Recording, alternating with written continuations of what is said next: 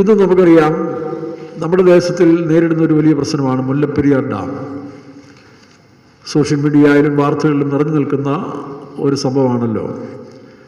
മുല്ലപ്പെരിയാർ നമ്മുടെ തൊട്ടടുത്തുള്ള സ്ഥലമായതുകൊണ്ട് നമുക്കും അതിനെക്കുറിച്ചൊരു വലിയ ഉത്തരവാദിത്വവും ഒരു പ്രാർത്ഥനയും നമുക്കുണ്ടാകേണ്ടത് ആവശ്യമാണ്.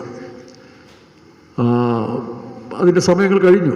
126 വർഷം ഒരു അന്നത്തെ ടെക്നോളജി ഒന്നും വികസിക്കാത്ത കാലത്തിൽ പണിതൊരു ഡാം ഇന്നും നിലനിൽക്കുന്നെങ്കിൽ അത് ദൈവത്തിൻ്റെ ഒരു കാരുണ്യം കൊണ്ട് മാത്രമാണെന്നാണ് ഞാൻ വിശ്വസിക്കുന്നത്. അല്ല, ഒരു കാരണവശാലും അങ്ങനെ ഒരു പഴക്കം ചെന്ന ഡാം ഇന്ന് നിൽക്കാൻ സാധ്യമല്ല. നമുക്കറിയാം, വാർത്തകളിൽ നിറഞ്ഞിരിക്കുന്നൊരു കാര്യം, ഏകദേശം 30 ലക്ഷത്തിലധികം പേരെയാണ് ഈ ഡാമിന് എന്തെങ്കിലും സംഭവിച്ചാൽ ബാധിക്കുന്നത്. ഇവിടുന്ന് ഇതിൻ്റെ തുടക്കം നമുക്കറിയാം, മുല്ലപ്പെരിയാറിൽ നിന്ന് ആരംഭിച്ചാൽ അതിൻ്റെ റൂട്ട് നമ്മൾ നോക്കുമ്പോൾ ആദ്യമായിട്ട് അത് വള്ളക്കടവ്, അതിനുശേഷം മഞ്ചുമല, വണ്ടിപ്പെരിയാർ, മ്ലാമല, പിന്നീട് ചപ്പാത്ത്, ഉപ്പുതറ, ആനവിലാസം, അത് കഴിഞ്ഞ് അയ്യപ്പൻകോവിൽ, തോണിപ്പെട്ടി വഴി ഇടുക്കി ഡാം വരെ എത്താൻ ഏകദേശം 70 കിലോമീറ്ററിലധികം വരുന്നുണ്ട്.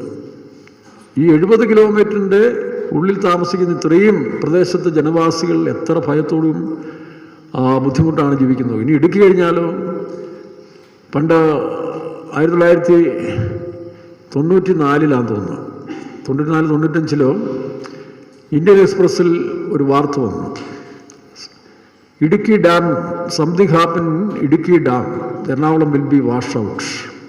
ഞാൻ വായിച്ചതാണ്. അപ്പോൾ ഇടുക്കി ഡാമിന് മുല്ലപ്പെരിയാറിനൊക്കെ എന്തെങ്കിലും സംഭവിച്ചാൽ പിന്നെ എറണാകുളം ഇല്ല. എറണാകുളം മാത്രമല്ല, 6 ജില്ലകളെ ബാധിക്കുന്നൊരു വിഷയമാണ്.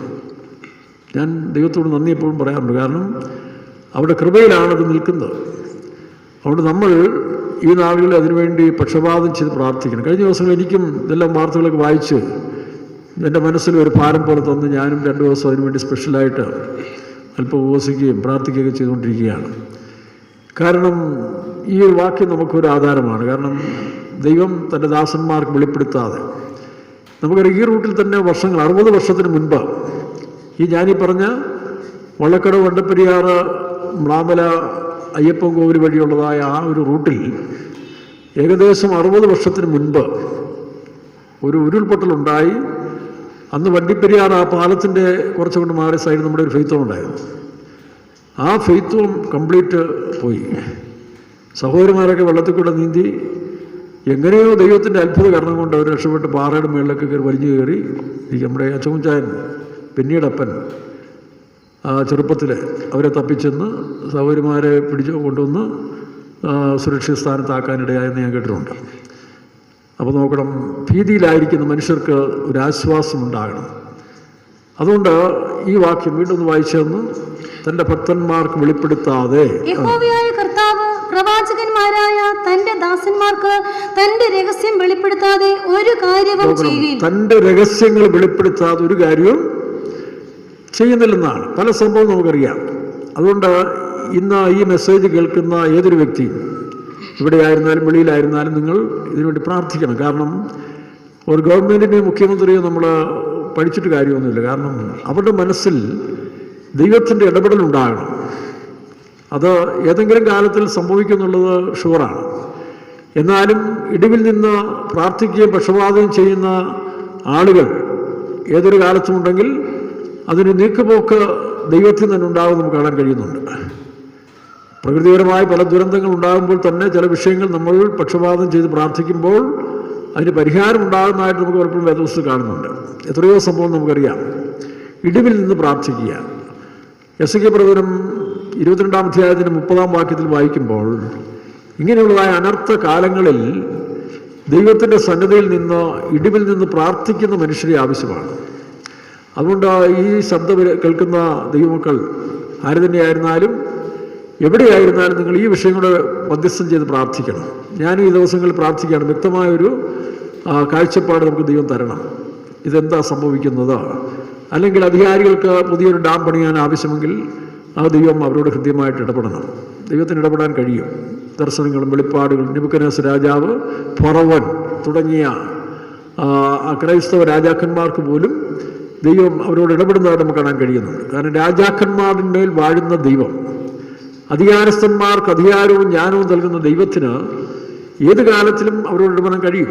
കാരണം അവൻ king of the king, lord of the ലോർഡാണ്. വായിച്ചവാക്യം: ഞാൻ ദേശത്തെ നശിപ്പിക്കാതെ വണ്ണം അതിന് മതിൽ കെട്ടി എന്റെ മുൻപാകെ ഇടിവിൽ നിൽക്കേണ്ടതിന് ഒരു പുരുഷനെ ഞാൻ അവരുടെ ഇടയിൽ അന്വേഷിച്ചു. എന്റെ ഇടിവിൽ ദൈവത്തിനും മനുഷ്യർക്കും ചില സമയത്തിൽ അതിക്രമങ്ങൾ പെരുകുമ്പോൾ, അക്രമങ്ങളും പാപങ്ങളും പെരുകുന്ന സമയത്ത് ന്യായവിധികൾ ഉണ്ടാകും. ഓരോ സന്ദർഭങ്ങളിൽ ദൈവത്തെ മനുഷ്യൻ മറന്നുപോയി ദൈവത്തിൻ്റെ കൽപ്പനകളും നിയമങ്ങളും പ്രകൃതി വിരുദ്ധമായ അല്ലെങ്കിൽ പ്രകൃതിയുടെ നിയമങ്ങൾക്ക് വിരുദ്ധമായ കാര്യങ്ങളിലേക്ക് മനുഷ്യൻ ഇടപെടുമ്പോൾ പ്രകൃതി തന്നെ അതിനെ പ്രതികരിക്കാറുണ്ട്. അതാണ് ഇന്ന് കാണുന്ന വലിയ അസാസിനേഷനൊക്കെ നമ്മൾ കാണുന്നുണ്ടല്ലോ, പലവിധമായ പ്രകൃതിക്ഷോഭങ്ങൾ. ഇതിൻ്റെ എല്ലാം കാരണങ്ങൾ മനുഷ്യനിർമ്മിതമായ പല കാര്യങ്ങൾ തന്നെയാണ്. അപ്പോൾ അതുകൊണ്ട് ഈ വിഷയത്തിൽ ഇടിവിൽ നിന്ന് പ്രാർത്ഥിക്കാൻ നിങ്ങൾ ബാധ്യസ്ഥരാണ്, ഞാനും ബാധ്യസ്ഥരാണ്. കാരണം 30 ലക്ഷത്തിലധികം പേരുടെ ജീവനും തമിഴ്നാട്ടിലെ 6 ജില്ലകളിലെ കൃഷിയും അവരെ ബാധിക്കുന്നതാണ്. വൈദ്യുതിയും എല്ലാം ഒറ്റ നിമിഷങ്ങൾ കൊണ്ട് തകരാവുന്ന ഒരു ഭീതിയിലാണ് പലരും ഇരിക്കുന്നത്. നമുക്കറിയാം, ഇന്ന് കേരളം ഭരിക്കുന്ന മുഖ്യമന്ത്രി ആയിരുന്നാലും ശരി, തമിഴ്നാട് മുഖ്യമന്ത്രി സ്റ്റാലിൻ നമ്മുടെ മനാസയുടെ കൂടെ ക്ലാസ്മേറ്റായിട്ട് പഠിച്ചതാണ് ലയോള കോളേജിലെ. നമ്മളുമായിട്ടൊക്കെ വളരെ അടുപ്പമുള്ളൊരു മനുഷ്യൻ കൂടിയാണ് ഈ സ്റ്റാലിൻ എന്ന് പറയുന്നത്. അപ്പോൾ അദ്ദേഹത്തിനും നമ്മുടെ ഇവിടുത്തെ മുഖ്യമന്ത്രിയോടും കൃത്യമായിട്ട് ദൈവം അതിൻ്റെ ആലോചന കൊടുക്കണം. ഇല്ലെങ്കിൽ നമുക്ക് എനിക്കതിനെ വെളിപ്പെട്ട് കിട്ടിയാൽ ഞാൻ ദൈവം അവരോട് പറയും. ഞാനങ്ങനെ പറഞ്ഞിട്ടുണ്ട് പല സന്ദർഭങ്ങളിൽ. ചില നേതാക്കന്മാരോട് ദൈവത്തിൻ്റെ ആലോചന കൊടുക്കാൻ ദൈവം എന്നെയും ഉപയോഗിച്ചിട്ടുണ്ട്, അങ്ങനെ പലരും ഉപയോഗിച്ചിട്ടുണ്ട്. പണ്ട് ഞാൻ 1984 ഡിസംബറിലാണ്, നവംബർ മാസത്തിലാണെന്ന് തോന്നുന്നു, ഞാൻ മദ്രാസിൽ ഇരിക്കുന്ന കാലത്തിൽ ഫിലിപ്പിയാണ്ടപ്പുള്ള പാസ്റ്റർ എന്ന് നമുക്കൊരു പാസ്റ്റർ ഉണ്ടായിരുന്നു. അദ്ദേഹം നല്ല ആരോഗ്യമുള്ളവരായിരുന്നു. നല്ല ഈ പറഞ്ഞ പോലെ ഇരട്ടച്ചങ്ക് എന്ന് പറഞ്ഞ പോലെ നല്ല ആരോഗ്യമുള്ളൊരു മനുഷ്യനായിരുന്നു. അദ്ദേഹം പെട്ടെന്ന് തൻ്റെ സമയം അടുത്തതുകൊണ്ട് ക്ഷീണിതാവസ്ഥയിലായി. ശരീരത്തിന് കുഴപ്പമൊന്നുമില്ല, പക്ഷേ ഒരു ബ്രേക്ക് വന്ന് താനെ മരണത്തെ കാത്ത് കിടക്കുകയാണ്. അപ്പം ഞാൻ അടുത്തത് കട്ടിലയിൽ നിന്നിങ്ങനെ സംസാരിക്കുന്ന സമയത്ത് എന്നോട് പറഞ്ഞു, ചെറിയാകുഞ്ഞ്, ഞാനൊരു സ്വപ്നം കണ്ടു. ഇന്ത്യയുടെ മേൽ പ്രകാശിച്ചു നിൽക്കുന്ന 3 നക്ഷത്രങ്ങൾ, നല്ല പ്രകാശിച്ചു നിൽക്കുന്ന 3 നക്ഷത്രങ്ങൾ 1 by 1 ആയിട്ട് അണഞ്ഞു പോകുന്നതായിട്ട് സ്വപ്നം കണ്ടത്. ഈ സ്വപ്നം കണ്ട് ചില ദിവസങ്ങൾ കഴിഞ്ഞാണ് ഇന്ദിരാഗാന്ധി വെടിയേറ്റ് മരിക്കുന്നത്. ഒരു സ്റ്റാറായിരുന്നല്ലോ, ഇന്ത്യയിൽ നിറഞ്ഞു നിന്നൊരു സ്റ്റാറായിരുന്നു. രണ്ടാമത് പാസ്റ്റർ ഫിലിപ്പിയാണ്ടപ്പിള്ള, ഓൾ ഇന്ത്യയുടെ വേലയുടെ മുന്നിൽ നിന്ന് അതിശക്തനായി പ്രവർത്തിച്ച ആ കാലഘട്ടത്തിലൊരു പാസ്റ്ററായിരുന്നു പാസ്റ്റർ ഫിലിപ്പിയാണ്ടപ്പിള്ള. അപ്പോൾ രാഷ്ട്രത്തിൻ്റെ നേതാവിനെയും മതത്തിൻ്റെ നേതാവിനെയും അതുപോലെ തന്നെ പെട്ടെന്ന് നീക്കി. മൂന്നാമത് MGR, നിങ്ങൾക്കറിയാം 84 അവസാനം വന്നപ്പോൾ MGR സിംഗിങ് എന്ന് പറഞ്ഞ് ഞാൻ പലപ്പോഴും ന്യൂസ് കേട്ടതാണ് മദ്രാസിരിക്കുമ്പോൾ തന്നെ. അദ്ദേഹം മരിച്ചു എന്ന് തന്നെ ഉറപ്പിച്ചു. പക്ഷെ അന്ന് 16 പേര്, തമിഴ് മക്കൾ, നിഷ്കളങ്കരായ 16 പേര് അണ്ണനോടുള്ള സ്നേഹത്തിൽ ആത്മഹൂതി ചെയ്തു. അണ്ണൻ്റെ ജീവനെ കാപ്പാത്തണം, എന്നോട് ഉയര് കടവുകളെ ഉങ്ങൾക്ക് തരുന്നു പറഞ്ഞുകൊണ്ട് 16 പേര് ആ സമയത്തിൽ MGR വേണ്ടി ആത്മഹൂതി ചെയ്തു. അപ്പം അത് ഒരു വിഷയമാണ്. അപ്പോൾ ദൈവം ആയുസ്സ് നീട്ടി കൊടുത്തു. പിന്നീട് കുറച്ച് നാൾ ആ ബലഹീന ശരീരത്തിൽ തന്നെ ഇരുന്ന് മരിക്കാനിടയായി. അപ്പം ഇങ്ങനെയുള്ള കാര്യങ്ങൾ ദൈവം കാണിക്കാറുണ്ട്. തന്നെയല്ല, 84 ഭരണം മാറി. ഇന്ദിരാഗാന്ധി മരിച്ചു, പാസ്റ്റർ ഫിലിപ്പിയാണ്ടപ്പിള്ളയും മരിച്ചു. പിന്നീട് അതിന് ശേഷം വിദേശങ്ങളിൽ കുറേ വിശാലമായ കാഴ്ചപ്പാടുള്ള 2 നേതാക്കന്മാരെയാണ് ഇന്ത്യയ്ക്ക് തന്നത്. ഒന്ന് പാസ്റ്റർ SB ഏണസ്റ്റ് ഫ്രാൻസിൽ നിന്ന് വന്ന് ഇന്ത്യയുടെ ചുമതലയേൽക്കുന്നു.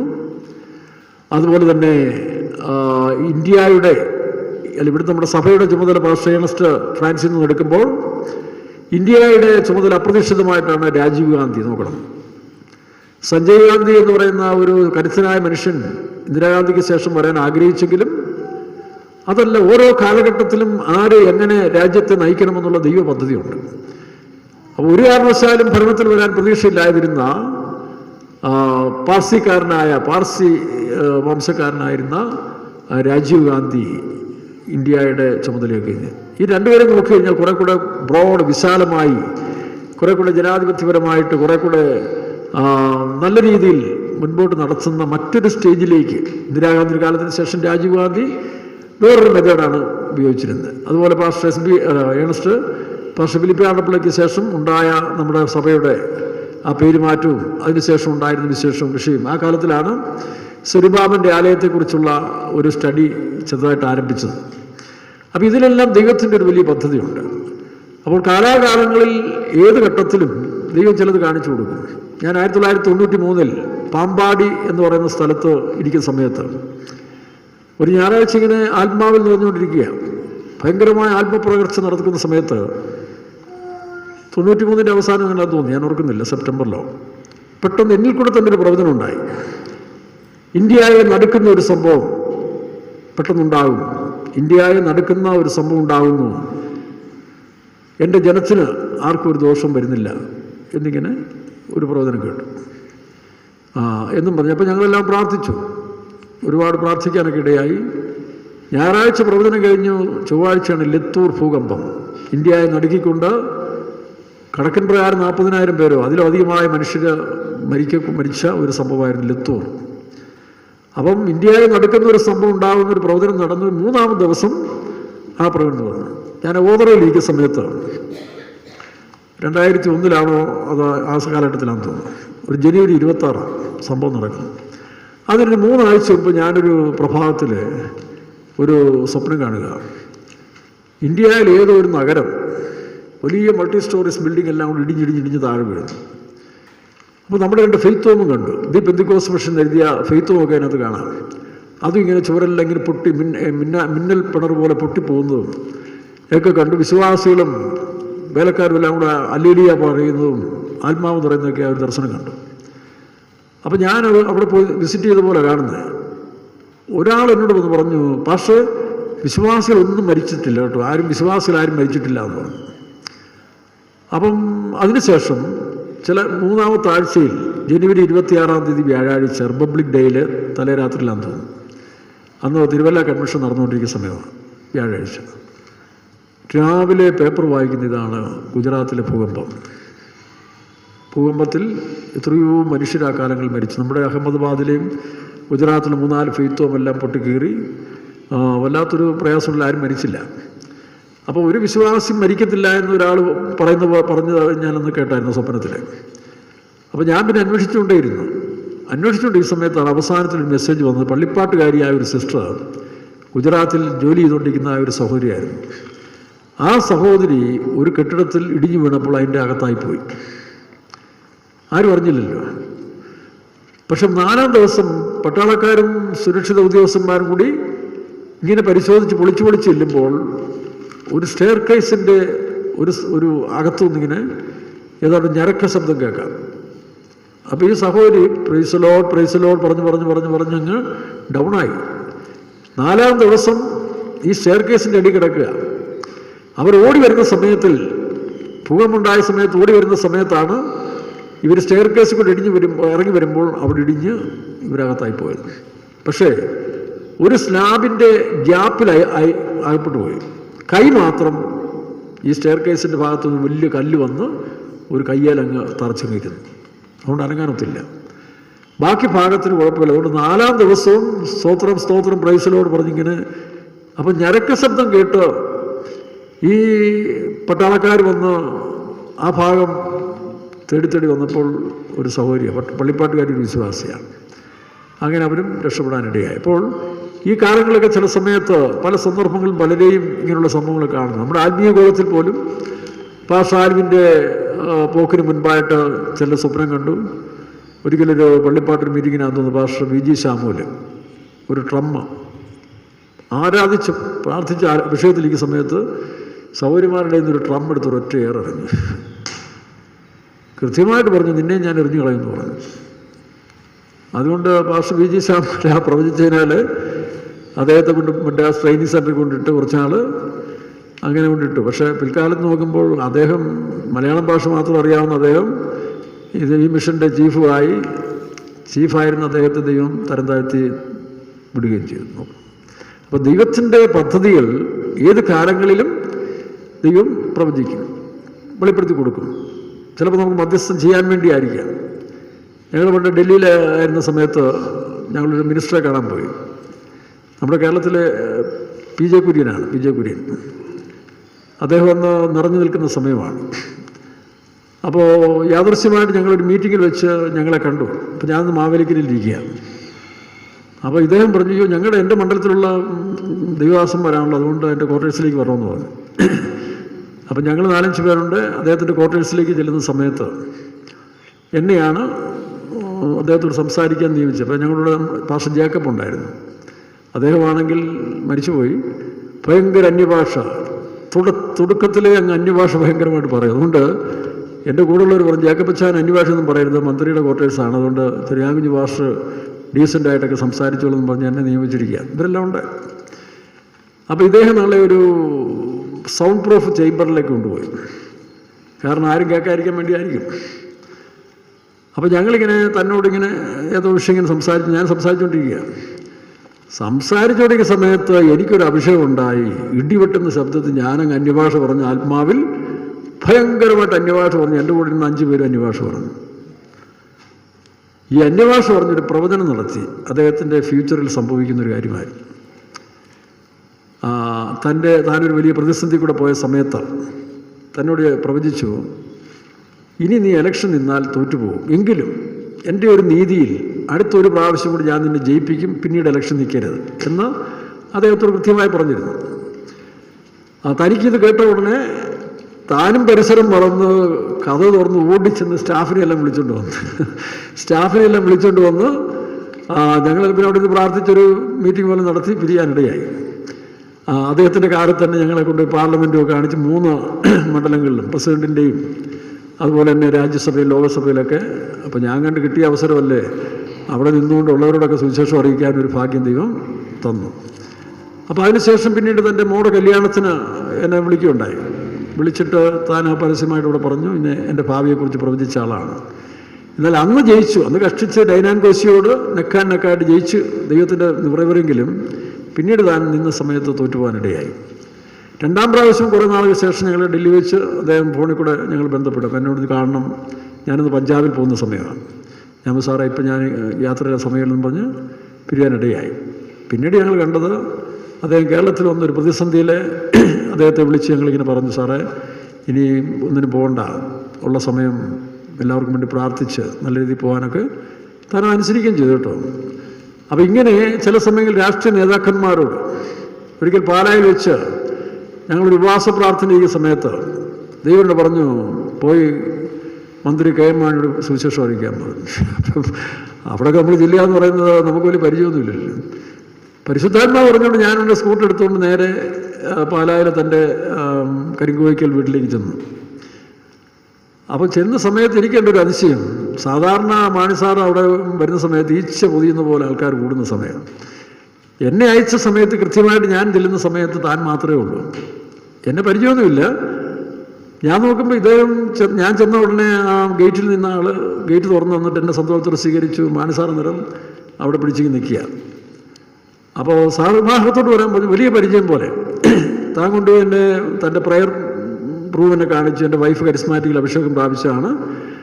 ഞങ്ങളിങ്ങനെ 1 മണിക്കൂർ സംസാരിച്ചു. അപ്പോൾ സംസാരിക്കുന്നതിന് കാരണമുണ്ടായിരുന്നു. തൻ്റെ എതിരായിട്ട് നിന്ന TP ഉലഹന്നാൻ എന്ന് പറയുന്ന കമ്മ്യൂണിസ്റ്റ് പാർട്ടിയുടെ ബാനറിൽ ആദ്യഘട്ടത്തിൽ പാസ്റ്റർ KM മാണിക്കെതിരായിട്ട് നിന്ന അദ്ദേഹത്തിൻ്റെ വീട്ടിൽ പോയി ഞാനിതുപോലെ ഒരു ആലോചന കൊടുത്തിരുന്നു.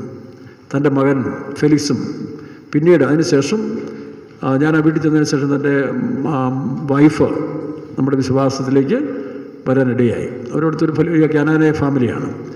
അപ്പോൾ ഞാൻ ഈ TP ഉലഹന്നാൻ, പുള്ളി കമ്മ്യൂണിസ്റ്റ് പാർട്ടിയുടെ ഒരു പ്രധാന ആളായിരുന്നു. അപ്പോൾ നമ്മുടെ സിസ്റ്റേഴ്സ് അവിടെയൊക്കെ വിസിറ്റ് ചെയ്യും. അവിടെ അമ്മയൊക്കെ നമ്മോട് അനുകൂലമായിരുന്നു.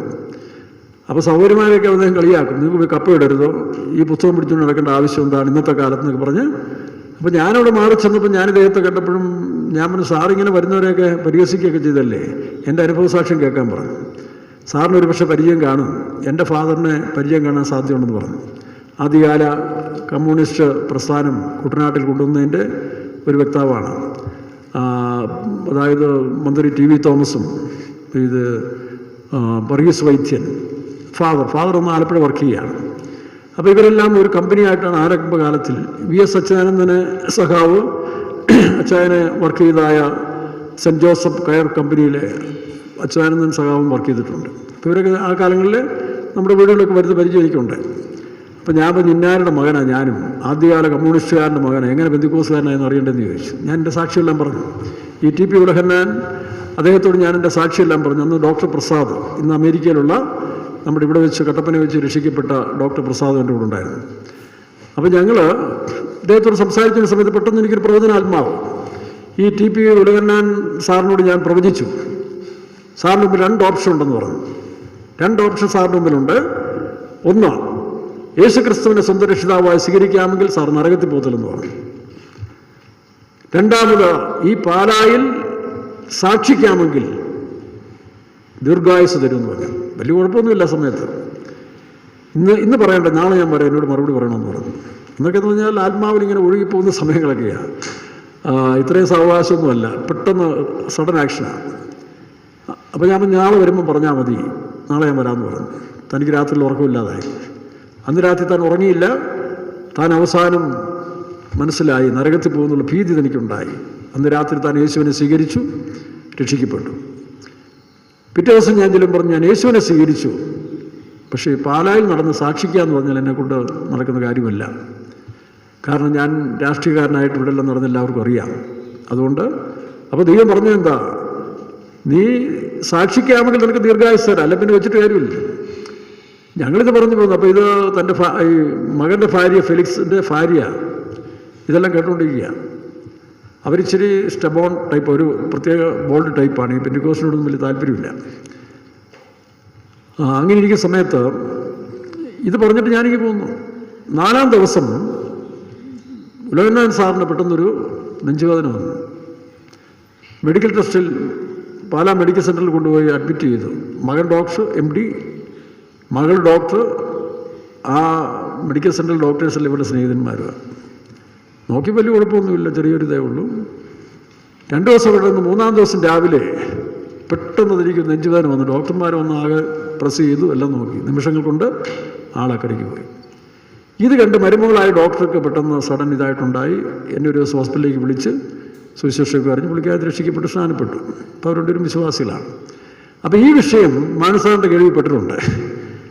ഇങ്ങനെ സംഭവം നടന്നത് പുള്ളിയുടെ എതിരാളിയായി നിന്ന ആളല്ലേ, സ്നേഹിതനാണ്. അപ്പോൾ താനിത് എന്നോട് സംസാരിച്ചു, ഇങ്ങനെ സംഭവമൊക്കെ ഞാൻ അറിഞ്ഞിട്ടുണ്ട്. അങ്ങനെ ഞങ്ങൾ തമ്മിൽ 1 മണിക്കൂർ സംസാരിച്ചു. ഞാൻ സാറേ, ഈ പാഴ്ലോകത്തിൽ ഈ രാഷ്ട്രീയക്കാർ വേണം, സാർ ഇനിയുള്ള കാലത്തിൽ യേശുവിനെ കൂടെ സാക്ഷിക്കാൻ പറഞ്ഞു. അപ്പം ഞാനൊരു വിശ്വാസിയാണ്, ദൈവവിശ്വാസിയാണ്, എനിക്ക് ദൈവവിശ്വാസം ഉണ്ടെന്ന് പറഞ്ഞു. പിന്നെ ദൈവം എന്നെ ഈ സ്ഥാനത്ത് നിയമിച്ചിരിക്കുകയല്ലേ എന്നൊക്കെ പറഞ്ഞ് എന്നോട് പ്രാർത്ഥിക്കണമെന്ന് പറഞ്ഞ് ഞങ്ങൾ പ്രാർത്ഥിച്ചു പോന്നു.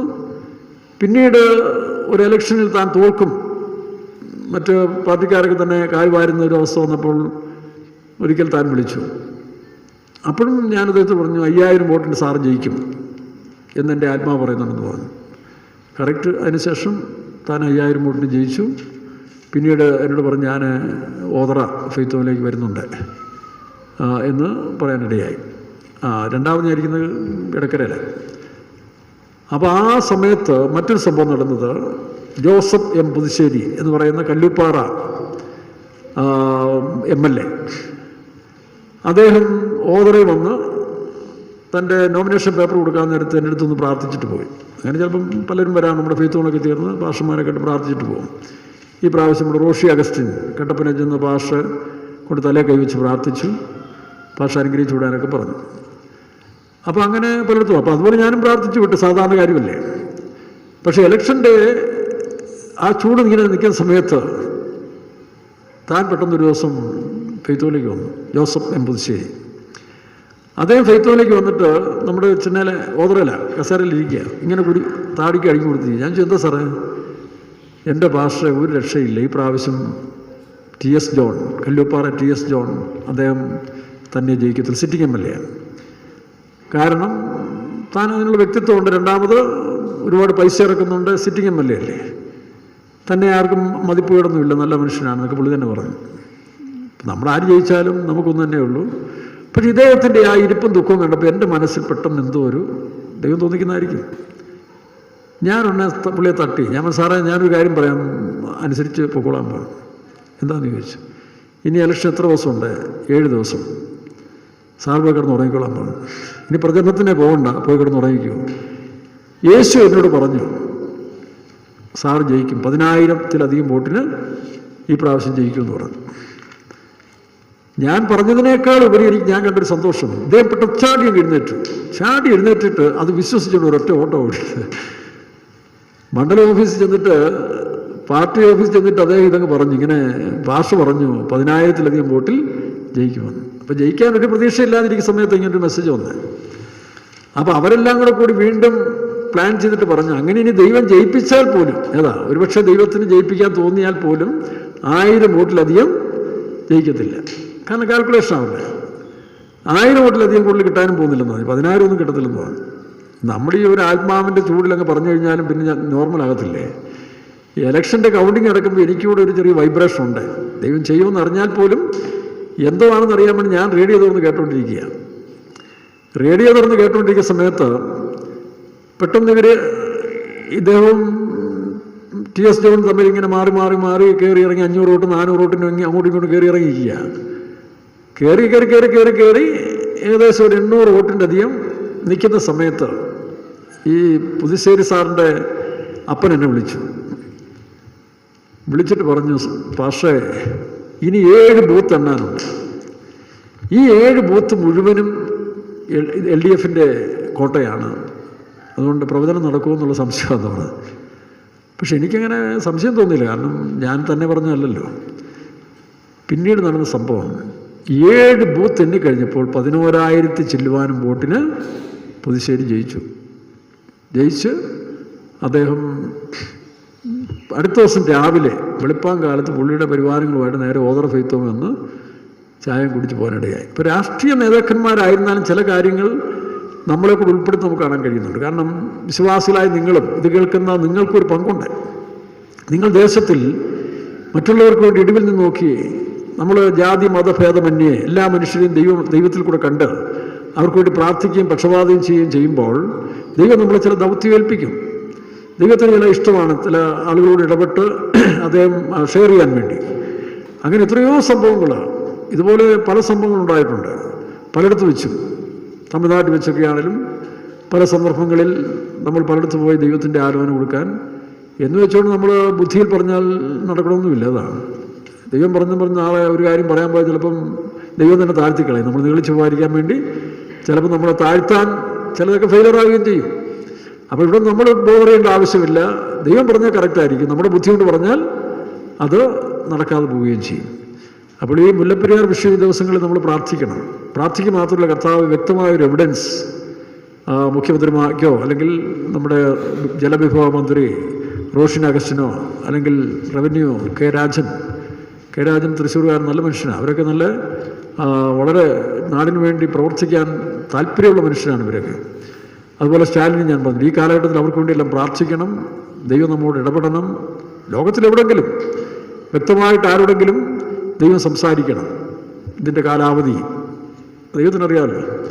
കാലാവധിയും അല്ലെങ്കിൽ ഇതിനെക്കുറിച്ചുള്ള ദൈവീയ പദ്ധതിയും അതിനെക്കുറിച്ച് ദൈവം ഇടപെടണം. ആർക്കൂടെങ്കിലും, ഒരുപക്ഷെ നിങ്ങളിൽ കൂടെ ആയിരിക്കാം, ഇല്ല എന്നിൽ കൂടെ ആയിരിക്കാം. എനിക്ക് വ്യക്തമായിട്ട് കിട്ടിയാൽ ഞാൻ അറിയിക്കും. ഇല്ലെങ്കിൽ ഈ മെസ്സേജ് കേൾക്കുന്ന ലോകത്തിൽ എവിടെയെങ്കിലും ഇരിക്കുന്നവർ നിങ്ങൾ മധ്യസ്ഥം ചെയ്യും. ഒരുപക്ഷെ ദൈവം നിങ്ങളോട് അറിയിക്കുന്നെങ്കിൽ ഞങ്ങളെ കൂടെ അറിയിക്കുക. ദൈവത്തിന് സ്തോത്രം. അങ്ങനെ ലോകത്തിൽ നടക്കുന്ന സംഭവങ്ങൾക്ക് വേണ്ടി നമ്മൾ പ്രാർത്ഥിക്കണം. വംശീയ കലാപങ്ങൾ, അതുപോലെ തന്നെ മതവിദ്വേഷങ്ങൾ, രാഷ്ട്രീയക്കാർക്ക് വേണ്ടി, ഇതെല്ലാം നമ്മൾ ഇടിവിൽ നിന്ന് പ്രാർത്ഥിക്കാൻ ബാധ്യസ്ഥരാണ്. നമുക്കറിയാം, ഉൽപ്പത്തി പുസ്തകം 18-ാം അധ്യായത്തിൻ്റെ വായിക്കുമ്പോൾ 22-ാം വാക്യം മുതൽ വായിക്കുമ്പോൾ, ഉൽപ്പത്തി പുസ്തകം 18-22 സോദോം ഗോമോറ എന്ന് പറയുന്ന സ്ഥലം, ഇസ്രായേലിനോട് ചേർന്ന് കിടക്കുന്ന 2 അന്നത്തെ നഗരങ്ങളാണ് സോദോം ഗോമോറ എന്ന് പറയുന്നത്. ഈ ബൈബിളിലെ സ്ഥലങ്ങളോ സന്ദർഭങ്ങളോ ഒന്നും വെറും കെട്ടുകഥകളല്ല. ഇന്നും ആ സ്ഥലങ്ങളെല്ലാം നിലനിൽക്കുന്നതാണ്. സോദോം ഗോമോറയിൽ തീയിറങ്ങിയ സ്ഥലത്താണ് ഇന്ന് ചെങ്കടൽ, ചാവുകടൽ നിലനിൽക്കുന്നത്.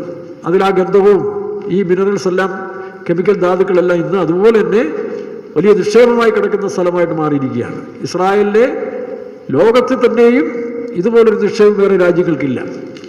ആ നിക്ഷേപങ്ങളെ കണ്ടുകൊണ്ടാണ് ഗോഗമാഗോ യുദ്ധത്തിൽ റഷ്യ ഇസ്രായേലിനെതിരായിട്ട് വരാൻ പോകുന്ന യുദ്ധത്തിൻ്റെ ഒരു കാരണം ആ യുറേനിയവും ആ കെമിക്കൽ ധാതുക്കളെല്ലാം ലഭിച്ചു കഴിഞ്ഞാൽ ലോകത്തിൽ ഏറ്റവും വൻശക്തിയായിട്ട് മാറാൻ കഴിയും. ഇത് മനസ്സിലാക്കിക്കൊണ്ട് താമസിക്കാതെ തേർഡ് വേൾഡ് വാറിനോട് അടുത്ത് വരുന്ന ഗോഗ് മാഗോഗ് യുദ്ധം സ്റ്റാർട്ടിങ്ങിൽ റഷ്യ ഇസ്രായേലിനെ ആക്രമിക്കാൻ കാരണം ഇതാണ്. അതിന് വേറെ പാലസ്തീൻ വിഷയമൊക്കെ പറയുന്നെങ്കിലും അവിടെ മനസ്സിലിരിപ്പിതാണെന്ന് വ്യക്തമായിട്ട് പറഞ്ഞിട്ടുണ്ട്. അപ്പോൾ അങ്ങനെയുള്ള സന്ദർഭങ്ങളിൽ ദൈവം ചില മനുഷ്യരെ അന്വേഷിക്കുന്നുണ്ട്. ഇടിവിൽ നിൽക്കാൻ അന്വേഷിക്കുന്നതായിട്ട് നമുക്ക് കാണാൻ കഴിയുന്നുണ്ട്. യെശയ്യാപ്രവചനം 59-ാം അധ്യായത്തിൻ്റെ 16-ാം വാക്യത്തിൽ ചില സന്ദർഭങ്ങളിൽ ആളെ കിട്ടുന്നില്ല. അന്വേഷിച്ചിട്ടും ആളെ കിട്ടാതെ വരുന്ന സന്ദർഭങ്ങളുണ്ട്.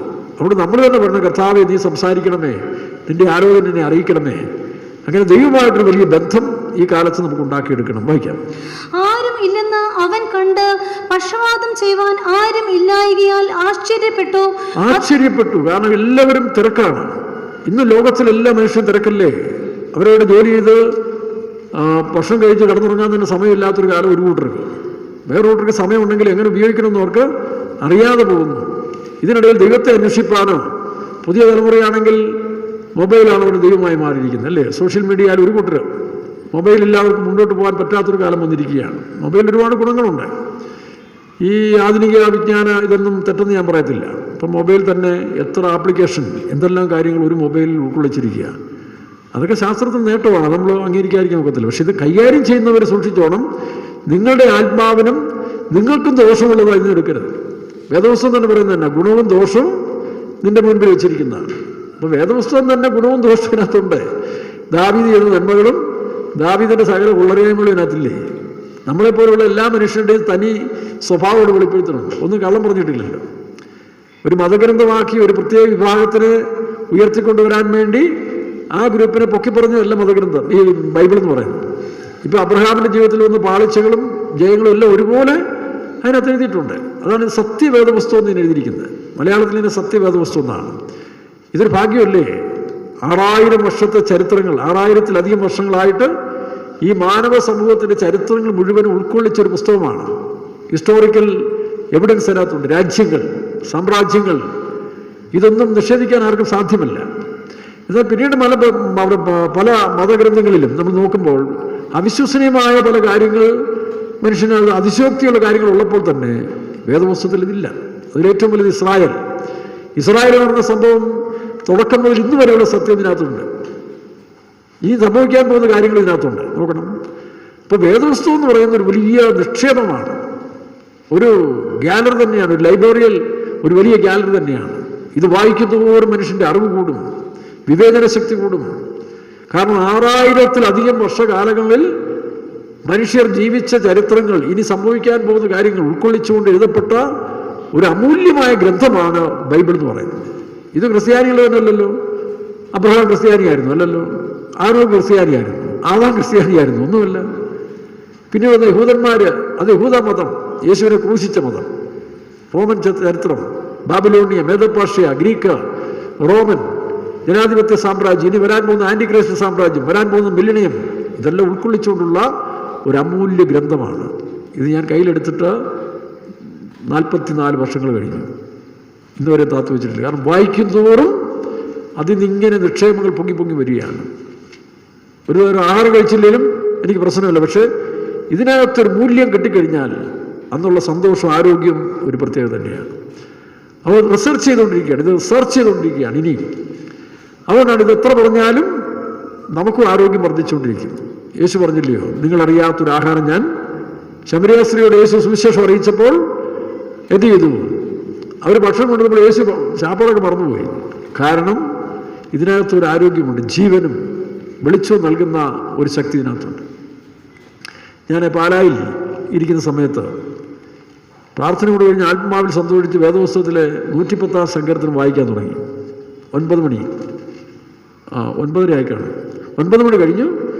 ആ പ്രാർത്ഥന കഴിഞ്ഞുള്ള ആ ആത്മീയ സന്തോഷത്തിൽ 110-ാം സങ്കീർത്തനം ഒന്ന് വായിച്ചു പഠിക്കണമെന്ന് എനിക്ക് തോന്നി. അന്ന് സങ്കീർത്തനങ്ങളെ കുറിച്ച് പഠിക്കുന്നൊരു കാലം. അപ്പോൾ 110-ാം സങ്കീർത്തനമായി. പ്രിയരെ, അത് 4 വാക്യം, 110-ാം സങ്കീർത്തനത്തിൻ്റെ 1, 2, 3, 4 വാക്യം വായിച്ച് തീർന്നപ്പോൾ 9:30 തുടങ്ങിയ ഞാൻ 4:30 വൈകുന്നേരം 4:30 സമയം പോയത് അറിഞ്ഞില്ല. അതിനോട് ചേർന്നുള്ള അടുത്ത വാക്യം ഇങ്ങനെ റെഫർ ചെയ്ത് ആത്മാവിൽ പഠിച്ചുകൊണ്ടിരിക്കുന്ന സമയത്തിൽ ഇതിനിടയ്ക്ക് ഇന്ന് തിരുവനന്തപുരത്തിരിക്കുന്ന ശാന്തമോദർ, അവിടുത്തെ മദറാണ്. പുള്ളിക്കാരത്ത് രാവിലെ ടിഫിൻ കഴിക്കാൻ വിളിച്ചു. രാവിലെ കഴിച്ചിട്ടായിരുന്നു. ഉച്ചയ്ക്ക് ഭക്ഷണം കഴിക്കാൻ വിളിച്ച് ഞാൻ വേണ്ടാന്ന് പറഞ്ഞു. ഉച്ചയ്ക്ക് വേണ്ടാന്ന് പറഞ്ഞു. 4 മണിക്ക് ചായക്ക് വിളിച്ചിട്ട് ഇങ്ങനെ കൈ കാണിച്ചു. അപ്പോൾ അവർക്ക് മനസ്സിലായി ഇവിടെ എന്തോ പരിപാടി നടന്നുകൊണ്ടിരിക്കുകയാണ്. അങ്ങനെ 4:30 കഴിഞ്ഞാണ് ഞാൻ നിർത്തിയത്. 4 വാക്യം വായിച്ചു തീർക്കാൻ. പട്ടംകോണിൽ വെച്ച് എഫേസ് ലേഖനം 3-ാം അധ്യായം രാവിലെ മുതൽ രാത്രി 9:30 വരെ ഞാനത് വായിക്കുക തീർത്തു. ഒരധ്യായം വായിക്കാൻ അത്രയും മണിക്കൂറുകൾ. എന്ന് വെച്ചാൽ അത്ര കണ്ട് ആഴങ്ങൾ ഈ വേദപുസ്തകത്തിൽ വചനങ്ങൾക്കുണ്ട്. അത് നമ്മൾ വചനം പഠിച്ച് വരുമ്പോഴാണ് ഇതിൻ്റെ ആഴങ്ങൾ നമുക്ക് മനസ്സിലാകുന്നത്. ദാവീദ് പറഞ്ഞില്ല, നിൻ്റെ വചനത്തിൻ്റെ ആഴങ്ങൾ എത്ര ഭയങ്കരം. അപ്പോൾ അത് വായിക്കും തോറും നമ്മുടെ ഹൃദയത്തിൽ സന്തോഷവും ആനന്ദവും. നിൻ്റെ വചനം കണ്ടെത്തി ഞാൻ ഭക്ഷിച്ചിരിക്കുന്നു.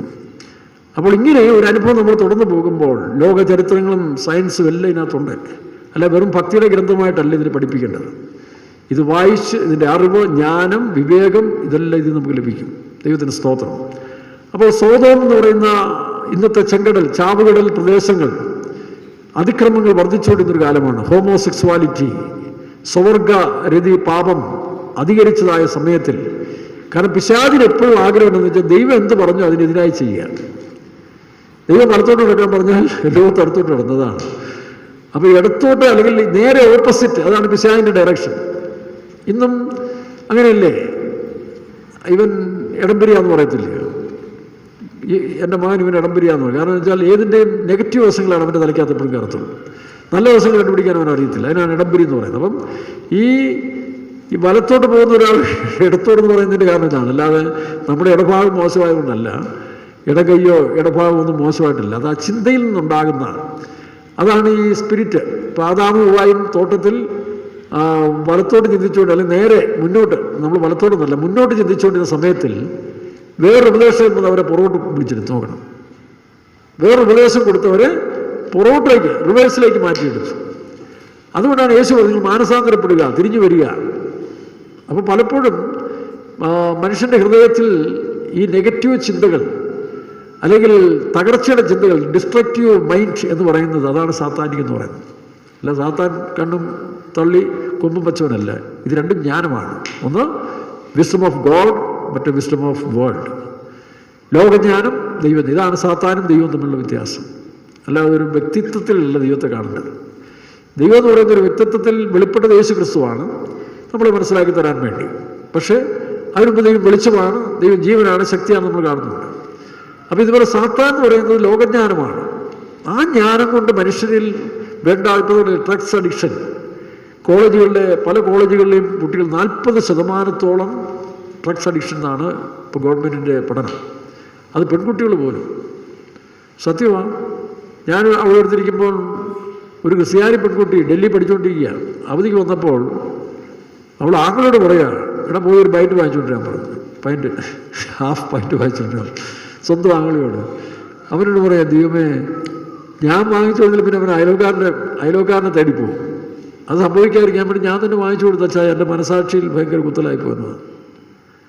എന്നിട്ട് എൻ്റെ ഇളയ പെങ്ങൾ എന്നെ തന്നെ വെള്ളം കുടിക്കാൻ വിളിച്ചെന്നാണ് വന്നിരുന്ന് അടിയണമെന്നാണ് പറയുന്നത്. അപ്പോൾ അവർ ഒരു ക്രിസ്തീയ ബാക്ക്ഗ്രൗണ്ടിലാണെങ്കിൽ പോലും നല്ല ഭക്തിയോടെ ജീവിച്ച മാതാപിതാക്കന്മാർ വേണം. ഡൽഹിയിൽ പോയി കൂട്ടുകാർ കൂടി വേറെ കൾച്ചറിലായി കഴിഞ്ഞപ്പോൾ സ്വന്തം ആങ്ങളെ തന്നെ ഇരുത്തി അടിയണമെന്നാണ് പറയുന്നത്. നോക്കണം. അപ്പോൾ ഇങ്ങനെയുള്ളതായ തെറ്റായ ചിന്തകൾ, അതാണ് സാത്താനികം എന്ന് പറയുന്നത്. നമുക്കൊക്കെയും ഞാൻ പറഞ്ഞില്ലേ, നമ്മുടെ ജനതയ്ക്ക് തന്നെ അങ്ങനെ ഒരു സ്പിരിറ്റാണ്. എന്നാൽ ദൈവത്തിൻ്റെ കൃപയാൽ നമ്മൾ ശരിയായ പാതയിൽ കൂടെ വന്ന് വചനപ്രകാരം നമ്മൾ ക്രമീകരിച്ച് പോകുമ്പോൾ മാത്രമേ ഈ സ്പിരിറ്റിന് വിടുതൽ കിട്ടത്തുള്ളൂ. അപ്പോൾ അങ്ങനെ ദൈവം പദ്ധതി ഇട്ടിരിക്കുന്നതിന് നേരെ എതിരായിട്ടാണ് പിശാച് ചെയ്യുന്നത്. ദൈവം എന്തെല്ലാം പദ്ധതി ഇട്ടു അതിനെതിരായി. ഇപ്പോൾ ദൈവം യേശുക്രിസ്തുവിനെ അയച്ച് ഉയർത്തു. പിശാച് എന്ന് പറഞ്ഞു, അവൻ ഉയർത്തില്ല, കട്ടുകൊണ്ട് പോയതാണ്. അന്ന് യഹൂദ മേധാവികൾ തന്നെ പിശാച് അവരിൽ പറഞ്ഞു, ഇല്ലല്ല, കാരണം ഉയർത്തുന്നതെന്ന് പറഞ്ഞാൽ പിശാചിൻ്റെ പദ്ധതി തകർന്നു. എന്നാലും അവൻ പിടിച്ചു നിൽക്കാൻ വേണ്ടി കള്ളം പറയുക. നേരെ ജസ്റ്റ് ഓപ്പോസിറ്റ് കള്ളം യേശുവിനെ എടുത്തുകൊണ്ട് പോയി. അപ്പോൾ യേശു ഉയർത്തുന്നിട്ടില്ല എന്നുള്ള സാത്താന്യ ഉപദേശമാണ് പലയിടത്തും വ്യാപിച്ചുകൊണ്ട്. അത് യഹൂദരിൽ നിന്നാണ് ആദ്യം വ്യാപിച്ചത്. യഹൂദ മതമാണ് ആദ്യമേ യേശു ക്രിസ്തു ഉയർത്തുന്നിട്ടില്ല എന്ന് യഹൂദ മേധാവികൾ, പുരോഹിതന്മാർ അടിച്ചിറക്കി. യഹൂദ മതം ദൈവത്തിൻ്റെ സ്വന്തം മതമാണെന്ന് പ്രഖ്യാപിച്ചതാണ്. അവിടെയാണ് യേശു ക്രിസ്തു ജനിച്ചത്. പക്ഷേ അവരിൽ കൂടെ തന്നെ സാത്താൻ അടിച്ചിറക്കി, യേശു ക്രിസ്തു ഉയർത്തുന്നേറ്റിട്ടില്ല. പിന്നെ എന്തൊക്കെ ചെയ്യാവുന്ന നേരെ ഓപ്പോസിറ്റ് ഉണ്ടാക്കിയെടുക്കുക. അതാണ് സാത്താനിക മതം എന്ന് പറയുന്നത്. സാത്താൻ്റെ മതമുണ്ട്, ദൈവത്തിൻ്റെ ഒരു മാർഗമുണ്ട്. സാത്താൻ്റെ മതവും ദൈവത്തിൻ്റെ മാർഗവും. ക്രിസ്തീയ മതങ്ങളെപ്പോലും സാത്താൻ വഞ്ചിച്ചില്ലേ? ക്രിസ്തീയ മാർഗത്തെ പോലും വഞ്ചിച്ച് സാത്താന്യ മതമാക്കി കഴിഞ്ഞു. പെന്തിക്കോസ് ലോകത്തിൽ പോലും ആ മതം പ്രവേശിച്ചു എന്നുള്ളതാണ് 2 കൊരിന്ത്യർ 11-ാം അധ്യായത്തിൽ 3 കാര്യങ്ങൾ എടുത്തു പറയുന്നുണ്ട്. ഒന്ന്, ഞങ്ങൾ പ്രസംഗിക്കാത്തൊരു യേശു, നമ്മൾ പ്രാപിക്കാത്ത മറ്റൊരു ആത്മാവ്, വേറെ സുവിശേഷം എന്ന് 2 കൊരിന്ത്യർ 11-ാം അധ്യായത്തിൽ. അപ്പോൾ ആദ്യ കാലഘട്ടത്തിൻ്റെ പെന്തിക്കോസ് സഭകളിൽ തന്നെ ഈ മതം പ്രവേശിച്ചു എന്നുള്ളതാണ്. അന്ന് നിങ്ങൾ സൂക്ഷിച്ചോണം. ഇതെന്നെ കേൾക്കുന്ന ദൈവമക്കൾ എന്ന് പറയുന്നവർ പെന്തിക്കോസുകാരെ സൂക്ഷിച്ചോണം, അല്ലെങ്കിൽ രക്ഷിക്കപ്പെട്ടവർ സൂക്ഷിച്ചോണം. മതം കയറരുത്. പെന്തിക്കോസിലൊരു മതമുണ്ട്. ആ മതത്തിൻ്റെ ക്ലാവ് കയറിയാൽ നിങ്ങൾ മതത്തിന് വേണ്ടി വൈരാഗ്യത്തോട് നിൽക്കും. 84-ൽ ദി പെന്തിക്കോസ് മിഷൻ എന്നുള്ള പേര് വരുന്നതിന് മുമ്പ് സിലോൺ പെന്തിക്കോസ് മിഷൻ എന്നായിരുന്നല്ലോ. അങ്ങനെ ഈ പേര് മാറ്റ സമയത്ത് തിരുവല്ലയിൽ ഒരു ലോക്കൽ നടന്ന സംഭവം ഞാൻ പറയുന്നത്. അപ്പോൾ ആത്മീയത്തിൻ്റെ വശം എന്തുമാത്രം താഴ്ന്നു പോയി. ഈ സിലോൺ പെന്തിക്കോസ് മിഷൻ എന്നുള്ള പേര് മാറ്റി ദി പെന്തിക്കോസ് മിഷൻ ആക്കുന്ന കാലത്ത് ഞാൻ തമിഴ്നാട്ടിലുണ്ട്, മദ്രാസിലുണ്ട്. അതിൻ്റെ റീസൺ ഇത്രയേ ഉള്ളൂ. അന്ന് സിലോൺ സിംഗിളരും തമിഴരും തമ്മിൽ, LTTക്കാരും തമ്മിൽ മുട്ടിന് അടി നടക്കുന്ന സമയത്ത് തമിഴ് വംശരെ കാണുന്നിടത്ത് സിംഗിളർ കയറി അറ്റാക്ക് ചെയ്യാൻ തുടങ്ങി. സിംഗിളർ കയറി തമിഴരെ അറ്റാക്ക് ചെയ്യാൻ തുടങ്ങി. അപ്പോൾ തമിഴരും പ്രതികരിക്കാൻ തുടങ്ങി. അങ്ങനെ വന്നപ്പോൾ തമിഴ്നാട്ടിൽ കാണുന്ന ഒരു ബോർഡ്, സിലോൺ പെന്തിക്കോസ് മിഷൻ. നമ്മളോട് വിരോധം ഉണ്ടായിട്ടില്ല. അവിടുന്ന് അടി വാങ്ങി വന്ന തമിഴ് ജനങ്ങൾ ഇവിടെ വന്നപ്പോൾ നോക്കിയപ്പോൾ സിലോൺകാരുടെ ബോർഡ്, അവിടെയുള്ള ജനങ്ങളോട് അവർക്ക് പ്രശ്നമൊന്നുമില്ല. ആ ബോർഡ് കണ്ടപ്പോൾ അവർക്ക് തരിപ്പുണ്ടായി. അവർ ബോർഡെല്ലാം അടിച്ച് പൊട്ടിക്കാൻ തുടങ്ങി. പിന്നെ ചിലർ ഫെയ്ത്തോർ കയറി ഗ്ലാസ് പൊട്ടിക്കാൻ തുടങ്ങി. അത് പ്രശ്നമായപ്പോൾ സർക്കാരിൽ നിന്ന് നമുക്കൊരു എൻക്വയറി വന്നു. ഇതിനി ഉടനൊന്നും അവസാനിക്കത്തില്ല, അവിടെ നിങ്ങൾക്ക് എന്തിനാ പേരിൻ്റെ ആവശ്യം, സിലോൺ നിങ്ങൾ ഏത് രീതിയിലാണ്? അപ്പോൾ നമ്മുടെ പാസ്റ്റർമാർ പറഞ്ഞു, അങ്ങനെ ഞങ്ങളുടെ സഭയ്ക്ക് രജിസ്ട്രേഷൻ ഒന്നും ഇല്ലായിരുന്നു, ഇതൊരു ആത്മാവിൽ ആരംഭിച്ച സഭയാണ്. പിന്നെ സിലോണിൽ വെച്ച് ആൾക്കാരൊക്കെ പെരുകി പല സഭകളൊക്കെ വന്നു കഴിഞ്ഞപ്പോൾ ഗവൺമെൻറ് ഇതൊരു ഓർഗനൈസ്ഡ് അല്ലെങ്കിൽ രജിസ്റ്റേർഡ് ചർച്ചാക്കി മാറ്റണമെന്ന് പറഞ്ഞു. അപ്പോൾ ആ രജിസ്റ്റേർഡ് ചർച്ചായി മാറാൻ വേണ്ടി സിലോണിൽ ഇതിൻ്റെ സ്റ്റാർട്ടിങ് ആയതുകൊണ്ട് അങ്ങനെ സിലോൺ പെന്തിക്കോസ് മിഷൻ ഇട്ടു. അത് ഇന്ത്യയിലും ആ പേര് തന്നെ ഇട്ടു. അപ്പോൾ ഇന്ത്യയിലെ സർക്കാർ ഹോം മിനിസ്റ്റർ ഡിപ്പാർട്ട്മെൻറ്റ് നമ്മളോട് പറഞ്ഞു, നിങ്ങൾ ആ പേരൊക്കെ മാറ്റിക്കുക, അല്ലെങ്കിൽ ഇനി ഉപദ്രവം ഉണ്ടാകുമെന്ന് പറഞ്ഞു. നമുക്കെന്താ പേരിലാണ് കാര്യം ഇരിക്കുന്നത്. അങ്ങനെ പേര് മാറ്റി കഴിഞ്ഞപ്പോൾ വെറും പെന്തിക്കോസ് മതി, അതാണ് പെന്തിക്കോസ് മിഷൻ മതി. അതിനെ കുറച്ചുകൂടെ ഒന്ന് ഫോഴ്സ് TPM എന്നാക്കിയത് മാത്രമേ ഉള്ളൂ. അതാ TPM, അത്രയേ ഉള്ളൂ, ദി പെന്തിക്കോസ് മിഷൻ. അങ്ങനെയാണ് സംഭവിച്ചത്. പക്ഷേ ഇത് കേരളത്തിലൊക്കെ അങ്ങോട്ട് വേറൊരു ആത്മാവുള്ള മനുഷ്യർ അതേ കയറി പിടിച്ചു. പാസ്റ്റർ പോൾ ഇട്ടിരിക്കുന്ന സിലോണിലെ മാറ്റാൻ പാടില്ലെന്ന് പറഞ്ഞ് കുറച്ച് തലതിരിഞ്ഞ പാർട്ടികളെല്ലാം കൂടി ബഹളം ഉണ്ടാക്കി. നമുക്കറിയാമല്ലോ, അങ്ങനെയാണ് കേരളത്തിലെ ഈ പ്രശ്നമൊക്കെ ഉണ്ടായിട്ട് ബഹളമൊക്കെ നടന്നത്. ഒരുപാട് സംഭവങ്ങളൊക്കെ നമുക്ക് കാണാൻ കഴിയുന്നുണ്ട്. അപ്പം ഈ പേരിലും പടക്കുന്നത്. അപ്പം അങ്ങനെ ഇരിക്കുന്ന സമയത്താണ് തിരുവല്ലയിൽ ലോക്കലിലെ നടന്ന സംഭവം കേട്ടോ. 2 കൂട്ടർ വിശ്വാസികൾ തന്നെ 2 ഗ്രൂപ്പായി. അപ്പോൾ ചെറുപ്പക്കാരെല്ലാവരും കൂടി കുറച്ച് പേരെല്ലാവരും പറഞ്ഞു, പേര് മാറ്റാൻ പാടില്ല, സിലോൺ തന്നെ ഇടണമെന്ന് പറഞ്ഞു. അവർക്കൊരാവേശം, ഏതിനും വിപ്ലവം ഉണ്ടാക്കുക എന്ന് പറഞ്ഞൊരു ആവേശമല്ലേ. ചുമ്മാതായാലും ഒരു സ്ട്രൈക്ക് ഉണ്ടാകുമ്പോൾ വണ്ടി തടഞ്ഞിടുക, പിന്നെ വഴിയെ പോകുന്നവരായാലും ആ സമയം കിട്ടുമ്പോൾ ഒരു കല്ലെടുത്ത് ബസ്സിനെറിയുക, ഇത് ചിലർക്കുള്ളൊരു ഹോബിയാണ്. എന്ന പോലെ അവസരം കിട്ടിയപ്പോൾ അവിടുത്തെ ആത്മീയ വെളിപ്പാടില്ലാഞ്ഞ കുറേ ചെറുപ്പക്കാർ പേരൊന്നും മാറ്റാൻ പാടില്ല, അതങ്ങനെ കിടക്കണം അപ്പോൾ അവർ വാദിച്ചു. അപ്പോൾ വേറെ ചിലർ അതിനെതിരായിട്ട് ഇല്ല, ഇപ്പോൾ നമുക്ക് നടത്തിപ്പുകാർ ഓർഡർ ഇട്ടിട്ടുണ്ട്, പേര് മാറ്റണം. ശരി, 2 കൂടെ കുസ്തിയായി. നോക്കണം, പേരിന് വേണ്ടി ഒരു C ഒരു T, ഒരു പേര് മാറ്റാൻ വേണ്ടി ബഹളമായിട്ട് നടന്ന സംഭവം എന്നറിയാമോ? ഒരു കാർന്നൂര്, ഇതിനകത്ത് വർഷങ്ങളായിട്ട് ഉള്ളൊരു കാർന്നൂരാണ്, അതൊരു സെൻട്രൽ പാസ്റ്ററുടെ സ്വന്തം ജ്യേഷ്ഠനുമാണ്. അപ്പം പെന്തിക്കോസ് മിഷൻ്റെ ആവേശം, ഈ ചെറുപ്പക്കാർ പോയി രാത്രിയിൽ വീണ്ടും സിലോണാക്കും. അവർക്കൊരു തമാശ പോലെ ആയിരിക്കും, എനിക്കറിയത്തില്ല. അല്ലെങ്കിൽ ചെറുപ്പക്കാർക്ക് എന്തായിരുന്നു വിഷയം? ഈ കാർന്നൂര് സെൻട്രൽ പാസ്റ്ററുടെ ചേട്ടനായതുകൊണ്ട് പുള്ളി കുറച്ചുകൂടെ ആവേശം കയറി. അവർ 3-4 പേര് രാത്രി ചെന്ന് വീണ്ടും തീയാക്കും. അടുത്ത ദിവസം ഇങ്ങനെ 2 പ്രാവശ്യം കഴിഞ്ഞപ്പോൾ രാത്രിയിൽ ഇവരോട് പതിഞ്ഞിരിക്കുക. അപ്പോൾ ഈ ചെറുപ്പക്കാർ വന്ന് വീണ്ടും സിലോൺ എഴുതാൻ നേരത്ത് ഈ അച്ചായൻ 70 വയസ്സുള്ളൊരു അച്ചായൻ, നല്ല ദൃഢഗാത്രനാണ്, ഒരു ചെറുപ്പക്കാർ 10-28 വയസ്സുള്ളതായ ചെറുപ്പക്കാരൻ എഴുതിക്കൊണ്ടിരിക്കുന്നവനെ വലിച്ചിറക്കിയിട്ട് അവൻ്റെ കഴുത്തിന് പിടിച്ച് ഞെക്കി നാക്ക് വെളി വന്നപ്പോൾ തൊട്ടടുത്ത കനാനക്കാരായ അച്ചായന്മാർ ഓടി വന്ന് എന്തോ ശമൂലിച്ചായി കാണിക്കുന്നു ചോദിച്ചു. എന്തോ കാണിക്കുന്നു? ഇതാണോ പെന്തിക്കോസ് എന്ന് ചോദിച്ചു. അപ്പം പെന്തിക്കോസുകാർക്കായാലും ആത്മാവിൻ്റെ ബലം പോയി സ്വർഗീയ ദർശനം കഴിഞ്ഞാൽ പിന്നെ ക്ലാവ് പിടിക്കും മതം. അതാണ് ഒരു കൂട്ടം മതവൈരാഗികളൊക്കെ വെളിയിൽ പോകുന്നതിൻ്റെ കാരണം അതാണ്. നമുക്ക് മതം വേണ്ട, മാർഗം മതി. യേശു ക്രിസ്തു വഴിയും സത്യവും ജീവനും. ഈ യേശു ക്രിസ്തു എന്ന് പറയുന്നൊരു മതമില്ല, യേശു ക്രിസ്തു മാത്രമേ ഉള്ളൂ. പിന്നെ സമൂഹം നമ്മുടെ രജിസ്ട്രേഷൻ ആവശ്യപ്പെട്ടുകൊണ്ട് ഗവൺമെൻറ് പല ഫയലുകൾ കൊടുക്കേണ്ടതുകൊണ്ട് മതം, അല്ലെങ്കിൽ മതം എന്ന് പറയുന്നൊരു വിഷയം അല്ല, ഇതിന് ഇല്ല, രജിസ്ട്രേഷനും ഇല്ല. കുറേ കാലങ്ങൾക്ക് മുമ്പ് ജീസസ് ഗോസ് ടു ഇന്ത്യ എന്ന് പറയുന്ന ഒരു നോവൽ, ഒരു പുസ്തകം ഒരാളിറക്കി. അത് പിന്നെ ഡോക്യുമെൻ്ററി ആയിട്ട് വന്നിട്ടുണ്ട്. Jesus goes to India. ഇതിൽ നിന്നൊരു വലിയൊരു പാഠം പഠിക്കാനുണ്ട് കേട്ടോ. അപ്പോൾ ജീസസ് ഗോസ് ടു ഇന്ത്യ എന്ന് പറയുന്ന പുസ്തകത്തിൽ അത് പിന്നീടത് ഡോക്യുമെൻ്ററി ആയിട്ട് വന്നു. അപ്പോൾ അതിനകത്ത് ഈ കാലയളവിൽ യേശു ക്രിസ്തു ഇവിടെ ഉണ്ടെങ്കിൽ എങ്ങനെയായിരിക്കും, അദ്ദേഹത്തിൻ്റെ ഡ്രസ്സ്, പോക്ക്, വരവെല്ലാം ഇതിനെപ്പറ്റിയെല്ലാം വിവരിക്കുന്നൊരു വിഷയമാണ്. ഈ കാലയളവിൽ യേശു ക്രിസ്തു ഈ മോഡേൺ യുഗത്തിൽ ജനിച്ചിരുന്നെങ്കിൽ എങ്ങനെയായിരുന്നു എന്നുള്ള വിഷയത്തെക്കുറിച്ചുള്ളൊരു വിഷയമാണ്. അപ്പോൾ അദ്ദേഹം ഒരു പ്ലെയിനിൽ കയറി അമേരിക്കയിൽ നിന്ന് ഇംഗ്ലണ്ടിൽ നിന്ന് അദ്ദേഹം ഇന്ത്യയിലേക്ക് വരികയാണ്. Jesus goes to India. അപ്പോൾ ഇന്ത്യയിലേക്ക് വരുമ്പോൾ പ്ലെയിനിൽ ഈ പറഞ്ഞ പോലെ ഒരു പാൻറ്റും ഷർട്ടും ഒക്കെ ഇട്ട് സാധാരണ മനുഷ്യനെ പോലെ യേശു ഇരിക്കുകയാണ്. നമുക്കിന്ന് അതിശയം തോന്നില്ല, കാരണം നമ്മൾ കണ്ട യേശുവിനെ ഈ ഇതൊക്കെ ഇട്ട് കോട്ടൊക്കെ ഇട്ട് താടിയും വളർത്തി എന്നൊക്കെയുള്ളതല്ലേ. അപ്പോൾ ഈ നല്ല ടിപ്പ് ടോപ്പിലൊരു നല്ല ചെറുപ്പക്കാരൻ പാൻറ്റും ഷർട്ടും ഒക്കെ ഇട്ട് ഈ പ്ലെയിനിലിരിക്കുക. അപ്പോൾ അന്നത്തെ കാലത്തിൽ വലിയ ഇവിടെ BBC-കാരെന്ന് പറഞ്ഞ പോലെ ബ്രിട്ടീഷ് ബ്രോഡ്കാസ്റ്റിംഗ് സെൻ്ററിൽ അതുപോലൊരു പത്രാധിപർ യേശുവാന്ന് പറഞ്ഞിട്ട് ആ സീറ്റിൽ പോയിരുന്നു. ജീസസിനെ പരിചയപ്പെട്ടു. ഹായ് ജീസസ് എന്നൊക്കെ പറഞ്ഞ് എനിക്കൊരു അഭിമുഖം വേണമെന്നൊക്കെ പറഞ്ഞ് പുള്ളിക്കാരനെ ഇങ്ങനെ കൊടുത്ത് പറഞ്ഞു, ജീസസ് എപ്പോഴും പറയുമ്പോഴേ ഞാൻ തന്നെ വഴിയും സത്യവും, ഞാൻ തന്നെ ജീവനും പുനരുത്ഥാനവും, ഞാൻ ആടുകളുടെ വാതിൽ. ഈ ഞാനെന്നുള്ള വാക്ക് ജീസസ് ഒരുപാട് ഉപയോഗിച്ചിട്ടുണ്ടല്ലോ. അതൊരു ഈഗോ അല്ലേ, ഒരു സ്വയമല്ലേ? ജീസസ് സ്വയമില്ലാത്തൊരു വിശുദ്ധനാണെന്ന് അറിയെങ്കിൽ എന്തുകൊണ്ട് ആ സ്വയത്തിൽ സംസാരിച്ചെന്ന് ചോദിച്ചു.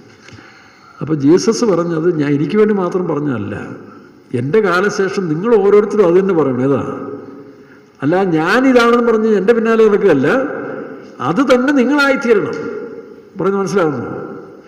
അപ്പോൾ ശമൂൽ ബ്രദറും ലിങ്കൻ ബ്രദറും പിന്നെ ബിനോയ്സിനും ഒക്കെ പറയണം, ഐ ആം ദി വേ. ആ ഒരു സ്റ്റാൻഡേർഡിലേക്ക് നിങ്ങൾ വരാൻ വേണ്ടിയാണ് ഞാൻ എന്ന് പറഞ്ഞല്ലേ. അങ്ങനെ യേശു ഞാൻ പറഞ്ഞില്ലല്ലോ, ഞാൻ തന്നെ. അപ്പോൾ ഞാൻ തന്നെ വഴിയും സത്യവും ജീവനും എന്നുള്ള ആ മച്യൂരിറ്റിയിലേക്ക് നിങ്ങളും വന്നെത്താൻ വേണ്ടി. അപ്പോൾ നിങ്ങളും പറഞ്ഞോളൂ, എന്താ യേശു വഴിയും സത്യവും ജീവനും എന്നുള്ളതല്ല, അത് നിങ്ങളിലായി കഴിയുമ്പോൾ പിന്നെ യേശു നിങ്ങളല്ലേ, നിങ്ങൾ തന്നെയാണ് യേശു. അപ്പോൾ നിങ്ങളും പറയും ഓട്ടോമാറ്റിക്, ഞാൻ തന്നെ വഴിയും സത്യവും ജീവനും. നോക്കണം, ഞാൻ തന്നെ പുനരുത്ഥാനം. കാരണം ഇപ്പം ഞാനല്ലല്ലോ, ക്രിസ്തു അത്ര എന്നിൽ. പൗലോസ് പറഞ്ഞു ഞാനല്ല, ക്രിസ്തു അത്ര. ഇത് ഓരോ വ്യക്തികളും അങ്ങനെ തന്നെ ആയിത്തീരാൻ വേണ്ടിയാണ് ഞാൻ തന്നെ. അല്ലെങ്കിൽ ബോർഡ് എഴുതി വെച്ചിട്ട് നമുക്ക് പ്രയാസം വരുമ്പം യേശുവേ നീ വഴിയ സത്യം ചെയ്യും. അത് ശരി, ഇനിയിപ്പോൾ ഞാനല്ല, നിങ്ങളാണ് വഴിയ സത്യം. ഉദാഹരണം പറഞ്ഞാൽ യേശു ലോകത്തിലേക്ക് വരുമ്പോൾ യേശു തൻ്റെ പിൻഗാമി ഞാൻ ലോകത്തിൻ്റെ വെളിച്ചമാകുന്നു. പോകാൻ നേരത്തെ യേശു എന്താ പറഞ്ഞേ? ടെൽമി. പോകാൻ നേരത്തെ യേശു എന്താ പറഞ്ഞേ? ഞാൻ ലോകത്തിന് വെളിച്ചെന്നാണോ? ആണോ? അല്ല, നിങ്ങൾ ലോകത്തിൻ്റെ വെളിച്ചം. ഇതാണ് യേശു ഷെയർ ചെയ്തിട്ടുള്ളത്. അപ്പോൾ യേശു എന്നപ്പോൾ നമ്മളിങ്ങനെ കാര്യസാധ്യത്തിന് വേണ്ടി യേശു വിളിക്കുന്ന ഏവരും അല്ല. യേശു നമ്മളിലായി തീരുകയാണ്. അത് 30%, ചിലർ 60%, ചിലർ 100 വായിക്കഴിഞ്ഞാൽ നമ്മൾ തന്നെ യേശുവിൻ്റെ പകർപ്പായി മാറുകയാണ്. അല്ലെങ്കിൽ നമ്മൾ തന്നെ യേശുവും മണവാട്ടിയായി തീരുകയാണ്. 2 in 1. നമ്മളെ തന്നെ യേശു, നമ്മളെ തന്നെ മണവാട്ടി. യെശയ്യാപ്രവചനം 62:5 വായിക്കുമ്പോൾ പിന്നെ നമ്മൾ മണവാളം തേടിയൊന്നും പോകേണ്ട ആവശ്യമില്ല. ആ പൂർണ്ണതയിൽ എത്തിക്കഴിഞ്ഞു. പിന്നെ ഇവരെല്ലാം കൂടെ സംഗമിക്കുന്ന മധ്യാകാശത്തിലൊരു അനുഭവം ഉണ്ടല്ലോ, അത് കഴിഞ്ഞുള്ള നിത്യത അതിനേക്കാൾ ഭയങ്കര രസമായിരിക്കും. നമ്മളൊക്കെ ചിന്തിക്കുന്നതിനേക്കാൾ അപ്പുറത്ത്, ചോദിക്കുന്നതിലും കണ്ണു കണ്ടിട്ടില്ല, അപ്പോൾ നമ്മളാരും വിഭാവന ചെയ്യുന്ന ഒന്നല്ല നിത്യത എന്ന് പറയുന്നത്, അതിനേക്കാളൊക്കെ മനോഹരമാണ്. നമുക്ക് ആർക്കും പറയാൻ ഒക്കത്തില്ല. ഇപ്പോൾ നമ്മൾ ആരായിത്തീരുക, നമ്മൾ യേശുവിനെ പോലെ അല്ലെങ്കിൽ യേശുവിനെ ആയിട്ട് മാറുക. അതാണ് യേശു പറഞ്ഞത്. അപ്പോൾ ഈ പത്രാധിപർ മനസ്സിലായി. അതുകൊണ്ട് എൻ്റെ സ്വയത്തിൽ ഞാൻ പറഞ്ഞതല്ല, നിങ്ങളും എന്നെപ്പോലെ തന്നെ മറ്റുള്ളവർക്ക് വഴിയും സത്യവും ജീവനുമായി മാറുക. ഇതിനാണ് ഞാൻ ലോകത്തിലുള്ളത്. അല്ല എനിക്കൊരു മതം ഉണ്ടാക്കിയിട്ട് കുറേ പേര് ബിഷപ്പന്മാരും ഒക്കെ ആയിട്ട് വായിക്കാനില്ല. പിന്നെ ഭൗമിക ലോകത്തിലായതുകൊണ്ട് ഇതൊക്കെ ആവശ്യമാണ്. ഇപ്പോൾ ഭൗമിക ലോകത്തിൽ ഇപ്പം നമുക്കറിയാം, കമ്മ്യൂണിസ്റ്റുകാർ സോഷ്യലിസം പറയുന്നില്ലയോ? എല്ലാവരും ബീഡിയും പരിപൂർണം ചെയ്യുന്ന ബീഡിയും വലിച്ച് ഏക സോഷ്യലിസം പറഞ്ഞെടുത്ത് തന്നെ മുഖ്യമന്ത്രിക്ക് വേറെ കസേരയുണ്ടല്ലോ, മന്ത്രിമാർക്ക് വേറെ കസേര എന്ന് പറഞ്ഞാൽ പദവി, മന്ത്രിമാർക്ക് വേറെ പദവി ഉണ്ടല്ലോ, അവർക്ക് സ്പെഷ്യൽ ക്വാർട്ടേഴ്സ് അല്ലേ, അവരുടെ നിലവാരം പ്രത്യേകമല്ലേ, അവരുടെ സെക്യൂരിറ്റി പ്രത്യേകമല്ലേ. അപ്പോൾ ഏതൊരു ഭരണ സംവിധാനങ്ങൾക്കും ഈ പ്രോട്ടോക്കോൾ ഇത് ആവശ്യമാണ്. അതിനേ ഉള്ളൂ, അവിടെ വേഷവിധാനങ്ങൾ കൊണ്ടല്ല. അതുകൊണ്ടാണ് നമ്മുടെ ചീഫ് മാസ്റ്റർ മുതൽ നമ്മൾ ഉപദേശി വരെ, ചെറിയാങ്കുഞ്ഞ് ഉപദേശി വരെയും ഈ ജുബ്ബായിട്ടുണ്ട് നടക്കുന്നത്. ചിലപ്പോൾ ഞാൻ നിങ്ങളുടെ ഷാർട്ട് ഷർട്ട് ഇട്ടുകൊണ്ട് നടക്കാറുണ്ടല്ലോ, ഇല്ലയോ? അതൊന്നും കുഴപ്പമുള്ള കാര്യമല്ല. നമ്മുടെ അകത്താണ് ഇതുണ്ടാകുന്നത്. അതുകൊണ്ട് ഈ വിഷയം നിങ്ങൾ മനസ്സിലാക്കിക്കോണം. യേശുവേ യേശുവേ യേശുവേ എന്ന് വിളിച്ചിങ്ങനെ കാലം കഴിയുന്നതല്ല, നിങ്ങൾ യേശുവായിട്ട് മാറുക. അതാണ് ജീസസ് ഗോസ് ടു ഇന്ത്യ എന്നുള്ള പുസ്തകത്തിൻ്റെ പ്രധാന മാറ്റർ ഓഫ് ഫാക്ട്സ്.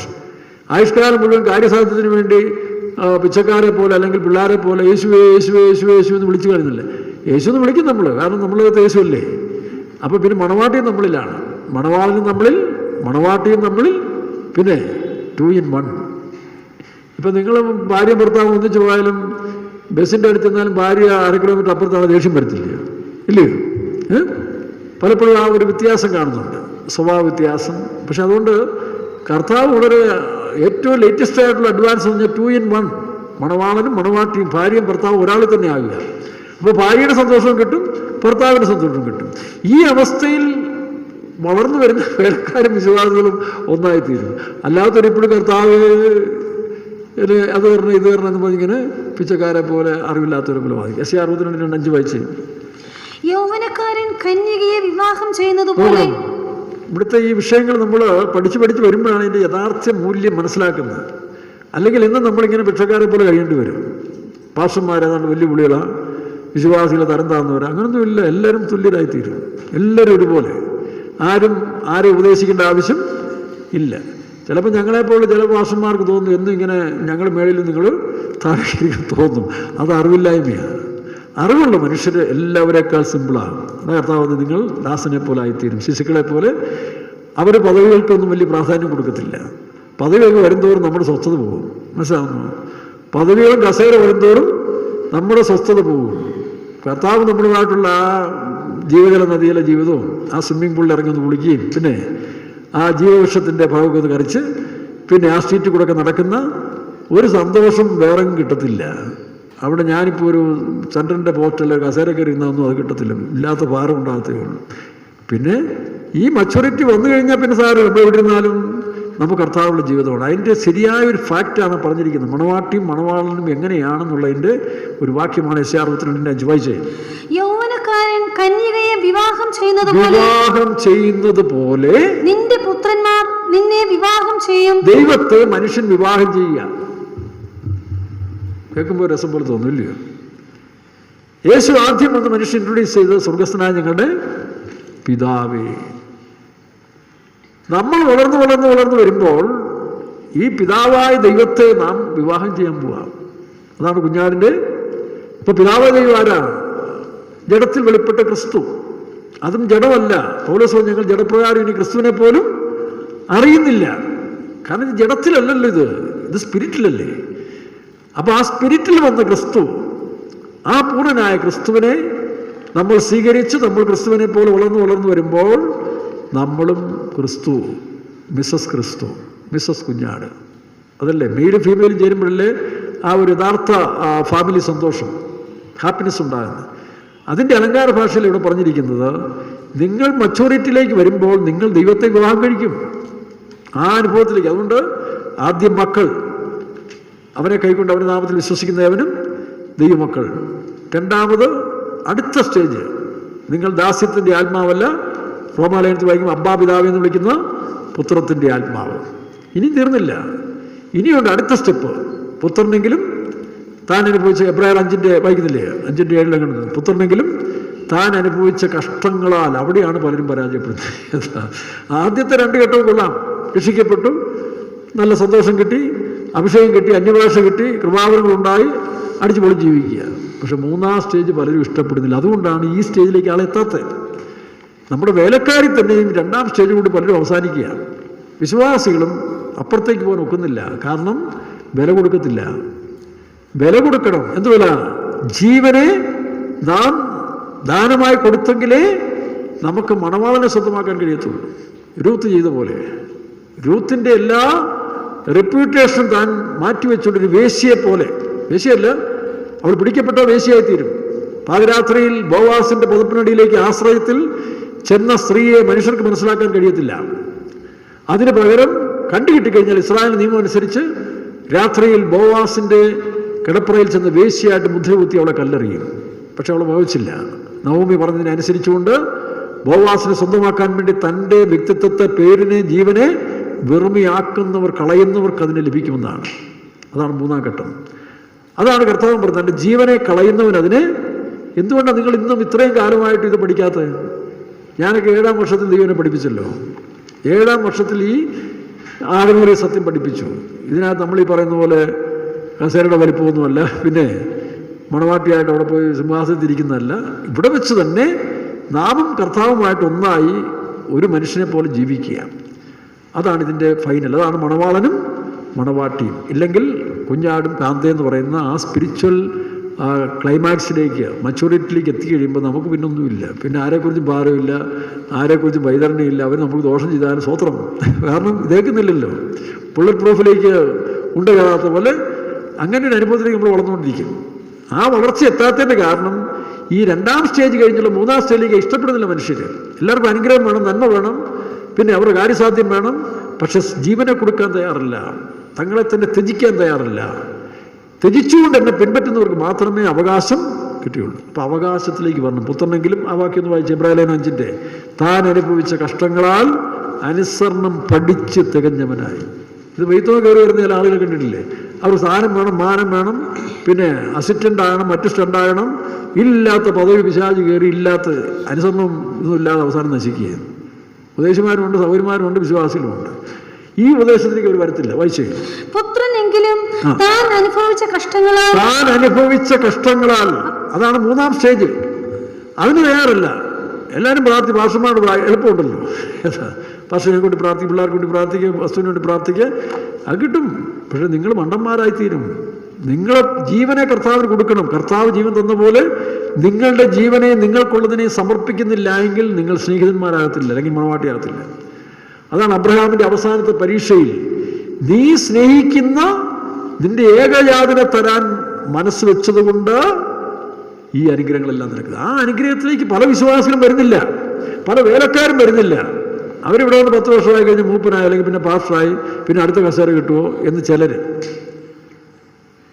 വേറെ ചില കിട്ടിയതിങ്ങനെ സംതൃപ്തിയോടുകൂടി പോകുന്നവരുണ്ട്.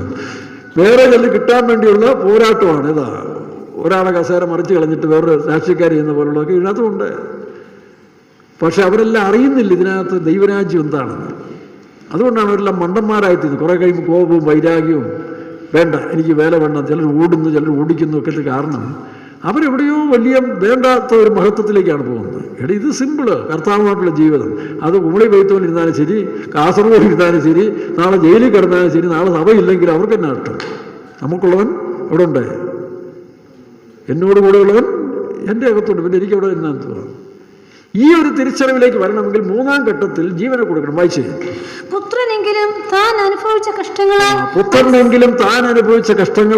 അനുസരണം പഠിക്കണം. ഇത് അനുസരണം എന്ന് പറയുന്നത് ചിലരുടെ ലെവലേശം പോലും ഇല്ല. വന്നപ്പോൾ തൊട്ട് വരുന്ന കാലം തൊട്ട് മറ്റുള്ളവരെ കർത്തൃത്വം ചെയ്യണം. അത് പൈശാചികമാണ് കേട്ടോ. മറ്റുള്ളവരെ ഭരിക്കണം, കർത്തൃത്വം ചെയ്യണമെന്ന് ശുദ്ധമായ പിശാചാണ്. യേശുവിൻ്റെ ആത്മാവാണെങ്കിൽ താഴ്മ കിട്ടും, അവരനുസരിക്കും, അവർ വിനയമുള്ളവരായിരിക്കും. അതിനാണ് നമ്മൾ എൻ്റെ മുഖമേറ്റ് എന്നോട് പഠിപ്പിൻ. പുത്രനെങ്കിലും താൻ അനുഭവിച്ച കഷ്ടങ്ങളാൽ അനുസരണം. അപ്പം മക്കൾ, പുത്രത്വം, പിന്നെ അനുസരണം പഠിച്ച് തികവ് പ്രാപിക്കുക. അനുസരണം പഠിച്ച് വായിക്കാം. അനുസരണം പഠിച്ച് തികഞ്ഞവനായി തന്നെ അനുസരിക്കുന്ന ഏവർക്കും നിത്യരക്ഷയുടെ കാരണഭൂതനായി തീർന്നു. ഇപ്പൊ ജോസഫൊക്കെ അനുസരണത്തിൽ പൂർണ്ണനായി തീർന്നില്ലേ? അപ്പൊ രക്ഷാനായകനായി. ദാവീദ് 13 വർഷക്കാലം കറങ്ങി തിരിഞ്ഞടിച്ച് അവന്റെ ഷേപ്പെല്ലാം മാറ്റി, പണ്ട് പിള്ളേർ പറഞ്ഞില്ല, പണിക്കുറ്റം തീർത്ത് ദൈവം എടുത്തു. ആരെയാ? ദാവീദിനെ, യോസഫിനെ. അതുകൊണ്ട് രക്ഷ. ഇതുപോലെ യേശു ഭൂമിയിൽ വന്ന നമുക്ക് മാതൃകയായി എല്ലാ കഷ്ടങ്ങളിൽ കൂടെ പോയി രക്ഷാനായകനായി തീർന്നു. നോക്കണം, ഇതാണ് മൂന്നാമത്തെ സ്ഥിതി. ഇതിന് പലരും ഇഷ്ടപ്പെടുന്നില്ലെന്നേ. എല്ലാം ബന്ധുക്കോസിന് മതവും പറഞ്ഞ് കല്യാണം നടത്തണം, അത് നടത്തണം, ഇത് നടത്തണം, പിന്നെ പ്രാർത്ഥിക്കണം, ജോലി കിട്ടണം, അത് കിട്ടണം, ഇത് കിട്ടണം. ഇതൊക്കെ ചെറിയ കാര്യങ്ങളല്ലേ? രൂത്ത് കണ്ടില്ലേ? രൂത്ത് അതും കഴിഞ്ഞു കടത്തിൽ കയറി വയലിൽ ചെന്നു. പണ്ട് പലരും പറയത്തില്ലയോ, പലരും സാക്ഷി പറഞ്ഞ് ഞാൻ കേട്ടിട്ടുണ്ട്. ഭാഗ്യവശാൽ ബോവാസിൻ്റെ വയലിൽ വന്ന് സ്വസ്ത്രം കേട്ടോ. സ്വസ്ത്രമല്ല, സ്വസ്ത്രം. പാവങ്ങൾ അത്രയും സന്തോഷിക്കുന്നുള്ളൂ. അതിൽ കേട്ടിട്ടില്ലേ? ഉണ്ട്. ഭാഗ്യവശാൽ ഞങ്ങൾ ബോവാസിൻ്റെ, ഹല്ലേലൂയ, ബോവാസിൻ്റെ വയലിൽ വന്നു. പക്ഷെ ഇനി കിടക്കുക സ്റ്റെപ്പ്. ഏത്? രൂത്ത് ഒന്നും അറിയത്തില്ലെങ്കിലും അമ്മായിയമ്മയെ അനുസരിച്ച്. അമ്മായിമ്മ എന്ന് പറഞ്ഞാൽ നമ്മുടെ സഭയിൽ പറഞ്ഞാൽ അപ്പോസ്തോലിക ഉപദേശങ്ങൾ, അപ്പോസ്തോലിക നടത്തിപ്പ്, പരിശുദ്ധാത്മാവിന്റെ നടത്തിപ്പും അപ്പോസ്തോലികമായ നടത്തിപ്പും കൂടെ നമ്മൾ ഏറ്റുകൊണ്ട് കഴിയുമ്പോൾ നമ്മൾ നടത്തിക്കോളും. നടത്തി എവിടെ ചെല്ലും? ചെല്ലേണ്ടടുത്ത് ചെല്ലും. അതിന് വലിയ ബുദ്ധിയും ബോധമൊന്നും വേണ്ട. വഴിപോക്കൻ പോഷനാണെങ്കിലും വഴി ഇതിലേ എന്ന് പറയുന്നൊരു ശബ്ദം കേൾക്കും. അതനുസരിച്ച് പോയാൽ മാത്രം മതി. അല്ല ഇവിടെ വലിയ ബുദ്ധിശാലികളെ കൊണ്ടൊന്നും ആവശ്യമില്ല. മദർ കഴിഞ്ഞ ദിവസം പറയായിരുന്നു, കോട്ടയം സെൻറ്ററിൽ ഒരു സിസ്റ്റർ, അതിൻ്റെ പേര് ജോളിന്ന് എടുത്തു, വേറൊരു പേരാ ജോളിന്ന് എടുത്തു. ഇനി എന്നോട് കഴിഞ്ഞ ദിവസം ഒരാൾ പറഞ്ഞു പേരൊന്നും അധികം പറയണ്ട, അതുകൊണ്ട് ഞാൻ മാറ്റി പറയാം. ജോളി നല്ല സ്മാർട്ട്. ഒരു കാളെ അങ്ങോട്ട് കൊണ്ട് നിർത്തിയാൽ ഉച്ചയ്ക്ക് മൊത്തം ചാപ്പാടാക്കി കൊടുക്കും. അതുപോലെ ഏത് കാര്യത്തിനും ഒരു കാരണമില്ല. സൗകര്യം ഒരു ദിവസം പറഞ്ഞു, ഞാൻ വേല വിട്ട് പോകാമെന്ന് പറഞ്ഞു. എനിക്കിത് പറ്റത്തില്ലെന്ന് പറഞ്ഞു. വേറൊരു കാര്യമില്ല. കാരണം അവർ ഈ അധ്വാനവും കഷ്ടപ്പെടും, അല്ലെങ്കിൽ ഇതെല്ലാം സന്തോഷമായിട്ട് എടുത്തെങ്കിലും മുന്നോട്ട് പോയപ്പോൾ വഴി അറിയുന്നില്ല, വഴി ശ്രദ്ധിച്ചില്ല. എന്നാൽ പോഷന്മാർ പലരും എന്ത് ചെയ്യുന്നില്ലാത്ത ശ്രേഷ്ഠന്മാർ. എന്താ കാരണം? അവരിങ്ങനെ തള്ളപ്പെട്ട് ലാസറപ്പത്തിനെ കണ്ടില്ലേ? ദൈവത്തെ അനുസരിച്ച് അവർ മുന്നോട്ട് പോയിക്കൊണ്ടിരിക്കും. അപ്പോൾ വഴിപോക്കർ പോഷന്മാരായ യെശയ്യാപ്രവചനം 30 തോന്നില്ലയോ? വഴിപോക്കർ പോഷന്മാരാണെങ്കിൽ പോലും വഴി തെറ്റുന്നില്ല. കാരണം വഴി ഇതിലേ എന്നൊരു ശബ്ദം, ആ ശബ്ദം ശ്രവിച്ചു പോകുന്ന ഒരാരുവിനകത്ത് അത് കേൾക്കാത്തതുകൊണ്ടാണ് മനുഷ്യ ശബ്ദത്തിൻ്റെ പുറകെ പോകുന്നത്. കർത്താവ് വല്ലതും പറഞ്ഞു, പക്ഷേ കർത്താവ് വല്ലതും പറഞ്ഞു, അപ്പോഴും തീർന്നില്ലേ? നമ്മൾ അടിമയാകുകയല്ലേ? അപ്പോൾ ആ ശബ്ദം കേട്ടെങ്കിൽ മാത്രമേ ലക്ഷ്യത്തിലെത്തുകയുള്ളൂ. വായിച്ചോ കണ്ടേ? യെശയ്യാ 35 തോന്നുന്നു അല്ലയോ? വൈര് 30-ാം അധ്യായം, ഇവിടെ മൈക്ക് വായിക്കട്ടോ. 30-ാം അധ്യായം 21-ാം വാക്യം. നിങ്ങൾ വലത്തോട്ടോ, യെശയ്യാ 30:21. നിങ്ങൾ വലത്തോട്ടോ ഇടത്തോട്ടോ തിരിയുമ്പോൾ വഴി ഇതാകുന്നു, ഇതിൽ നടന്നുകൊള്ളുവിൻ എന്നൊരു വാക്ക് കേൾക്കും, പിറകിൽ നിന്ന് കേൾക്കും. ഇനി ആക്ഷരികമായിട്ട് ചിലപ്പം വഴിതെറ്റുമ്പോൾ നമുക്ക് കേൾക്കാം. ഞാനൊരിക്കൽ നാഗപട്ടണത്തു നിന്നാണ്. നാഗപട്ടണം വേല ചെല്ലുമ്പോൾ 2 വിശ്വാസികൾ അവിടെ ഉണ്ടായിരുന്നത്. ഒരു പോസ്റ്റ് മാസ്റ്ററും പിന്നെ ഈ നാഗർകോവിലുകാരനൊരു സാറും, റിസൽ സാറും. 2 വിശ്വാസികൾ. അത് ബാക്കിയെല്ലാം പോയി. അവിടേക്ക് എന്നെ ആദ്യം പോസ്റ്റ് ചെയ്യുന്നത്. പിന്നെ ഒരു കാരക്കൽ എന്ന് പറഞ്ഞ സ്ഥലത്ത് ഒരു പുതിയ 2 കുടുംബം വരുന്നുണ്ട്. അത് കാരക്കൽ പോണ്ടിച്ചേരിയിൽ. അപ്പോൾ എനിക്ക് കെല്ലിസിന്ന് 1200 വിശ്വാസികളുള്ള സ്ഥലത്തിൽ അസിസ്റ്റൻ്റ് ആയിരുന്നു ഞാനാണ്. ആദ്യമായിട്ട് പോസ്റ്റിങ്ങിൽ 2 വിശ്വാസികളുള്ള സ്ഥലത്തേക്ക് വരുന്നത്. മുറിയില്ല, ഒരു സൗകര്യമില്ല. 7 സെൻറ്റ് സ്ഥലത്തിൽ ഒരു മുറിയുള്ളൊരു വീടുണ്ട്. അത് ആരാധന ഹോളും സഹോദരിമാർ കിടക്കുന്നതാണ്. അപ്പം ഞാൻ ഈ പോസ്റ്റ് മാസ്റ്ററെ തപ്പി അവരുടെ വീട്ടിൽ 55 കിലോമീറ്റർ ഉണ്ട്. സുവേഗാലൊന്നുമല്ല പോകുന്നത്. വണ്ടി കൊണ്ട് സ്റ്റാർട്ട് ചെയ്താൽ പിന്നെ ആത്മാവിലാണ് പോകുന്നത്. അന്യഭാഷ പറഞ്ഞു പോവുക. തമ്പുരാൻ സൂക്ഷിക്കുന്നതുകൊണ്ട് അങ്ങനത്തെ ഒരു സ്പിരിറ്റായിരുന്നു. 55 കിലോമീറ്റർ ഒന്നും യാത്രയൊന്നും അറിയത്തില്ല. അങ്ങനെ പോസ്റ്റ് മാസ്റ്റർ വീട്ടിൽ ചെന്ന് പകൽ പ്രാർത്ഥിച്ച് ഉച്ചയ്ക്ക് അവിടുന്ന് ഭക്ഷണം കഴിച്ചിറങ്ങാമെന്നൊക്കെ വിചാരിച്ചാൽ പോയത്. ഞങ്ങൾ അവിടെ ചെന്നപ്പോൾ തന്നെ അയലോക്കത്തുനിന്ന് കുറേ ആളുകളൊക്കെ വന്നു. ഇത് കേട്ടുകൊണ്ടും വിളിച്ചവരൊക്കെ. ഞാൻ അവരോട് പുതിയ ആളുകൾ സുവിശേഷം പറഞ്ഞ് രാത്രിയിൽ 8 മണി വരെ അങ്ങ് പോയി. സുവിശേഷം പറഞ്ഞ് പ്രാർത്ഥിച്ച് പുതിയ ആൾ വന്നുകൊണ്ടിരിക്കുക. 8 മണിയായി, രാത്രിയായില്ലേ? വന്ന വഴി ഏതാണെന്ന് നമ്മൾ അറിയത്തില്ല. അപ്പം ഇവരേതാണ്ടൊരു വഴി പറഞ്ഞു. ഞാൻ ഒരു 55 കിലോമീറ്റർ ഉണ്ട്. ഏതോ കുറേ സമയം കഴിഞ്ഞപ്പോൾ 3 വഴി വന്നു ജംഗ്ഷൻ. എനിക്ക് ഏതാ പോകുന്ന അറിയത്തില്ല. ഞാൻ ആ നല്ല വഴി കണ്ട് അവിടോട്ടങ്ങ് തിരിച്ചു, ഇടത്തോട്ടങ്ങ് തിരിച്ചു. വലത്തോട്ടുണ്ട്, നേരെയുണ്ട്. ഇടത്തോട്ടങ്ങ് തിരിച്ചിട്ട് വണ്ടി അങ്ങ് സ്റ്റോപ്പായി. പുതിയ വണ്ടിയാണ്, വണ്ടി സ്റ്റോപ്പായി. എത്ര ചവിട്ടിയിട്ടും വണ്ടി പോകുന്നില്ല. അപ്പം മണി 9 മണിയോളം ആകുന്നു, രാത്രിയല്ലേ. അകത്ത് ആത്മസന്തോഷമുണ്ടെന്ന് പറഞ്ഞാലും ഇവിടെ കടന്നാൽ എന്ത് ചെയ്യും? ഞാൻ എന്ത് ചെയ്യണമെന്ന് അറിയാതെ ഇങ്ങനെ വിഷയം സ്തോത്രം ചെയ്തുകൊണ്ടിരിക്കുമ്പോൾ ഒരു മനുഷ്യനവിടെ വന്നു. ഇന്നും എനിക്ക് അത്ഭുതമാണ്. അത് ദൂതനായിരുന്നു. അങ്ങനെ ആ പാതിരാത്രിയിൽ ഒരു മനുഷ്യൻ വരേണ്ട ആവശ്യമില്ല. ഒരു നല്ല അലക്കി തേച്ച് നല്ലൊരു ഡ്രസ്സിട്ട ഒരു മനുഷ്യൻ വന്ന് നിന്നിട്ട്, എങ്ങോട്ട് പോകാനാണ്? ഞാൻ പറഞ്ഞു, മേലക്കോട്ട വാസൽ, നാഗപട്ടണം. അത് ഈ വഴിയല്ല, ഇത് ചുടുകാടിലേക്ക് പോകുന്ന വഴിയാണ്. ഇത് ചുടുകാടിലേക്ക് പോകുന്ന വഴിയാണ്. നേരെ പോകുന്നത് ഇന്നടത്തേക്കാണ്. നിങ്ങളുടെ സ്ഥലം വലത്തോട്ട് പോകാൻ പറഞ്ഞു. നോക്കണം, ഞാൻ വണ്ടി വലത്തോട്ട് തിരിച്ച്. ഈ മനുഷ്യൻ പിന്നെ കണ്ടില്ല, പോയതാണെന്ന് വിചാരിച്ചു.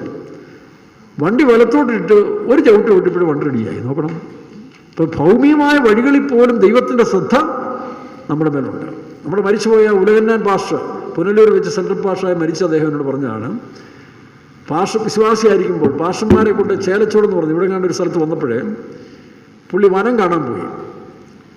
ഒറ്റയ്ക്ക് നടന്ന് വനത്തിൽ കയറി. ഇവിടെ വീട്ടിലും കഴിഞ്ഞിട്ട് വൈകിട്ട് പോകുന്നില്ലേ, വനത്തിൽ കയറി കഴിഞ്ഞിട്ട് കുറേ കഴിഞ്ഞ് വഴിതെറ്റിപ്പോയി. പുള്ളി ആകെ ഭയക്കുന്നു. സന്ധ്യയാകാറായി. എന്തിയോ പുള്ളി അവിടെ നിന്ന് നിലവിളിച്ച്, അയ്യോ യേശുവേ എന്നെ സഹായിക്കണം, രക്ഷിക്കണം എന്ന് കാട്ടിക്കിടന്നൊരു കൂവം പോയി. കുറച്ച് കഴിഞ്ഞപ്പോൾ ഒരു മനുഷ്യനോട് വെളിപ്പെട്ടു. പുള്ളി വിചാരിച്ച യാത്രക്കാരനായിരിക്കും. അദ്ദേഹം കൊണ്ടുവന്ന് വഴി കൊണ്ട് കാണിച്ചു കൊടുത്ത് പൊക്കോളാൻ പറഞ്ഞു. അപ്പോൾ സാധാരണക്കാരൻ ഇവിടുന്നുള്ളൊരു വഴി യാത്രക്കാർ വലിയ കണ്ടാലൊന്നും വലിയ ഇതൊന്നുമില്ല.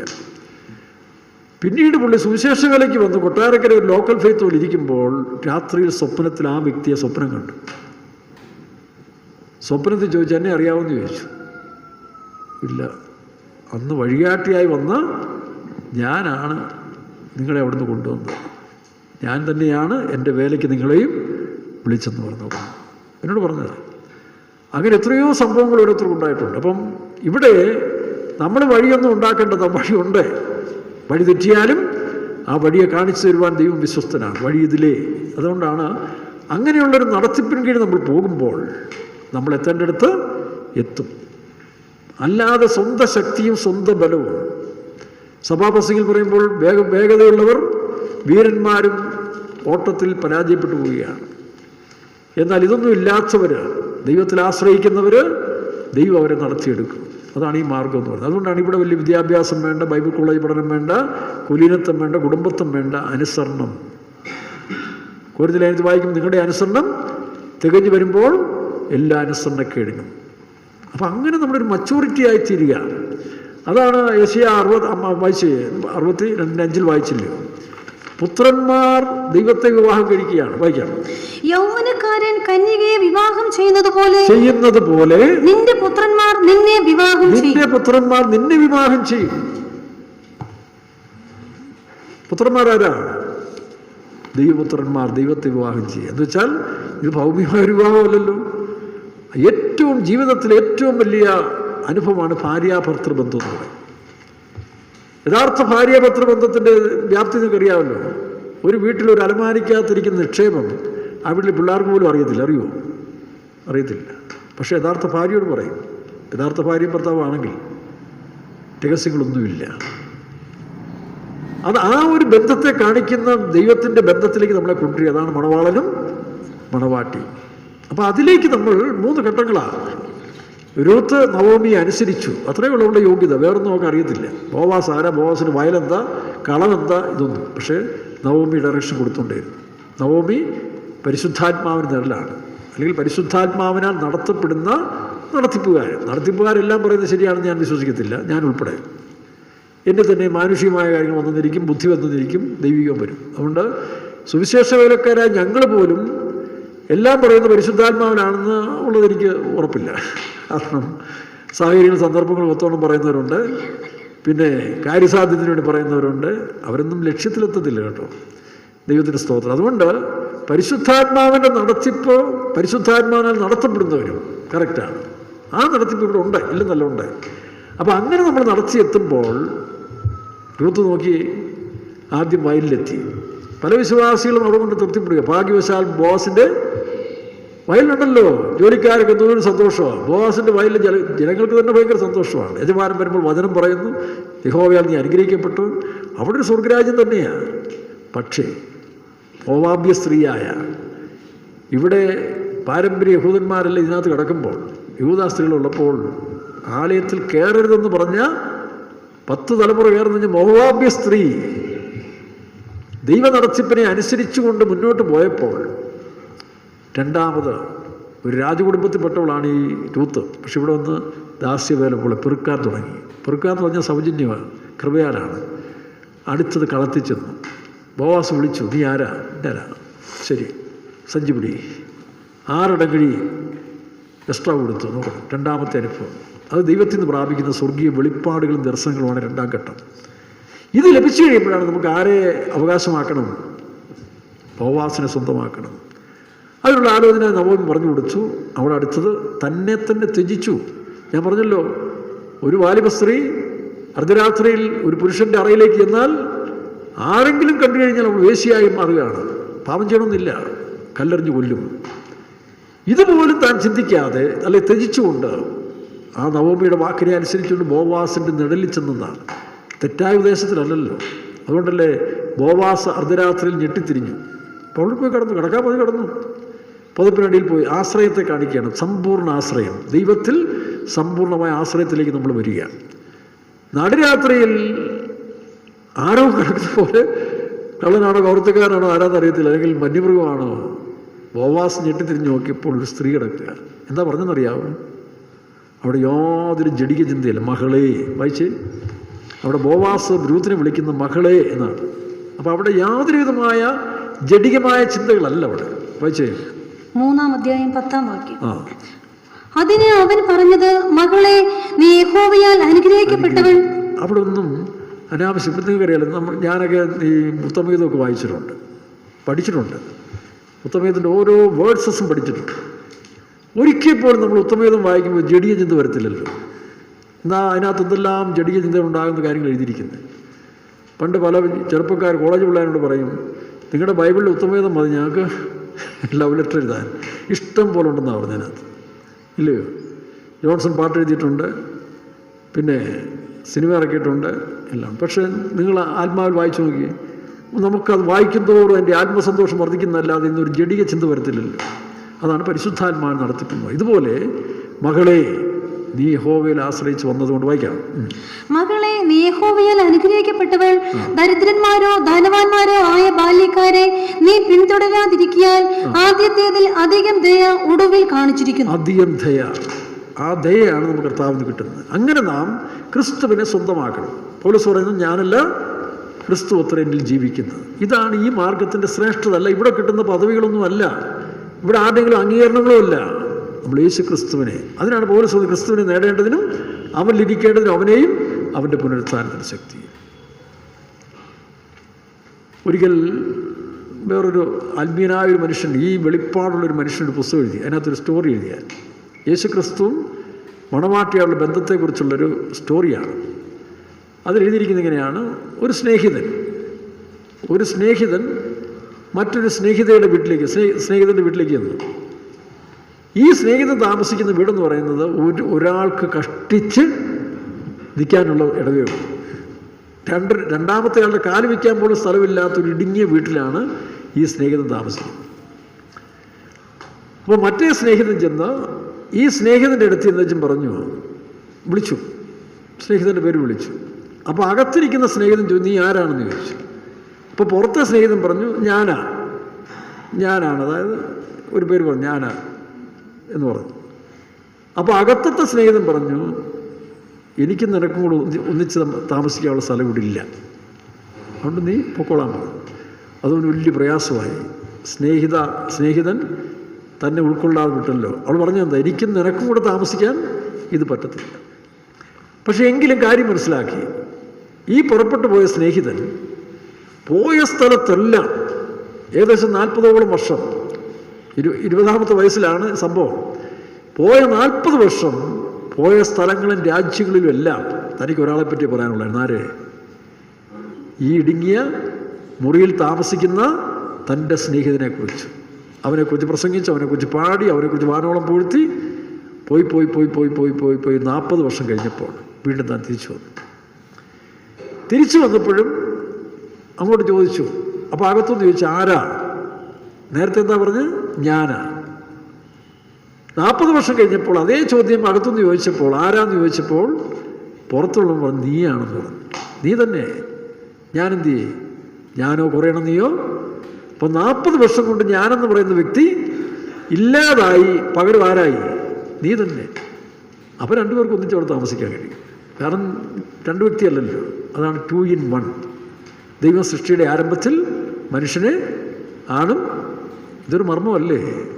ഇത് സാധാരണ മനുഷ്യർക്ക് പിടികിട്ടണമെന്ന് പറഞ്ഞാൽ ഒക്കുമോ? പറ. ഞാൻ ചുമ്മാ ഒരു സാധാരണ ഫോർമുല പറയാം. I = E/R. എത്ര പേർക്ക് പറയാം? അറിയാവുന്നൊരു കൈ ഓർത്തിക്കേ. I = E/R. അറിയാവുന്നൊരു കൈ ഓർത്ത്.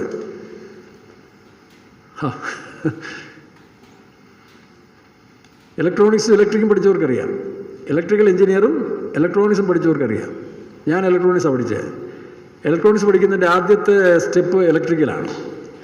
അതിലൊരു ഫോർമുലയാണ് ഈ പറഞ്ഞ പോലെ I = E/R അല്ലെങ്കിൽ E = I/R എന്ന് പറഞ്ഞത് ഫോർമുലയാണ്. ഓംസ് ലോ വെരിഫിക്കേഷൻ അതിൻ്റെ പേര്. കാരണം ഈ കപ്പാസിറ്ററും കളർ കോഡും കണ്ടൻസറും ഇതെല്ലാം ചെയ്യണമെങ്കിൽ ആദ്യം ഈ ഓംസ് ലോ പഠിക്കണം.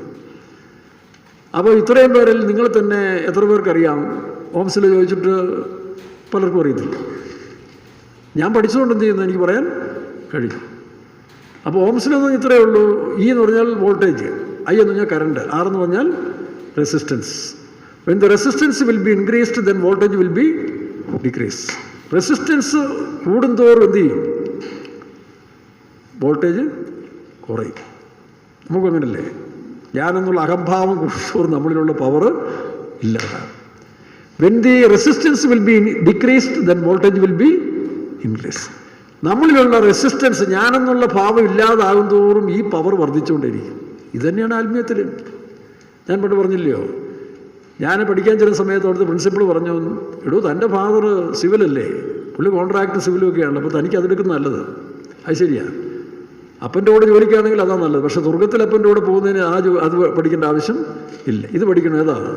When the resistance will be increased, then voltage will be. നിൻ്റെ സ്വയം മരിക്കും തോറും നിനക്ക് പവർ കൂടുന്നുള്ളൂ. അത് പഠിക്കാനാണ് ദൈവം ആഗ്രഹിച്ച്. നോക്കണം. അപ്പോൾ ചില കാര്യങ്ങൾക്കൊക്കെ ദൈവത്തിൻ്റെ ഉദ്ദേശമുണ്ട്. Not an accidentally but the purpose of God. അപ്പോൾ അതാണ് അതിനകത്ത് ഇക്വേഷൻ. ഓംസ് ലോ വെരിഫിക്കേഷൻ എന്ന് പറഞ്ഞാണ് നിൻ്റെ റെസിസ്റ്റൻസ്, നിനക്കുള്ള ആ എതിർപ്പ് ശക്തി കൂടുന്തോറും നിന്നുള്ള പവർ കുറയും. നിന്നിലുള്ള സ്വയം ഇല്ലാതാകും തോറും എൻ്റെ ശക്തി നിന്നിൽ, അതാ പൗലോസ് പറഞ്ഞു, ബലഹീനതയിൽ എൻ്റെ ബലം തികഞ്ഞു വരും.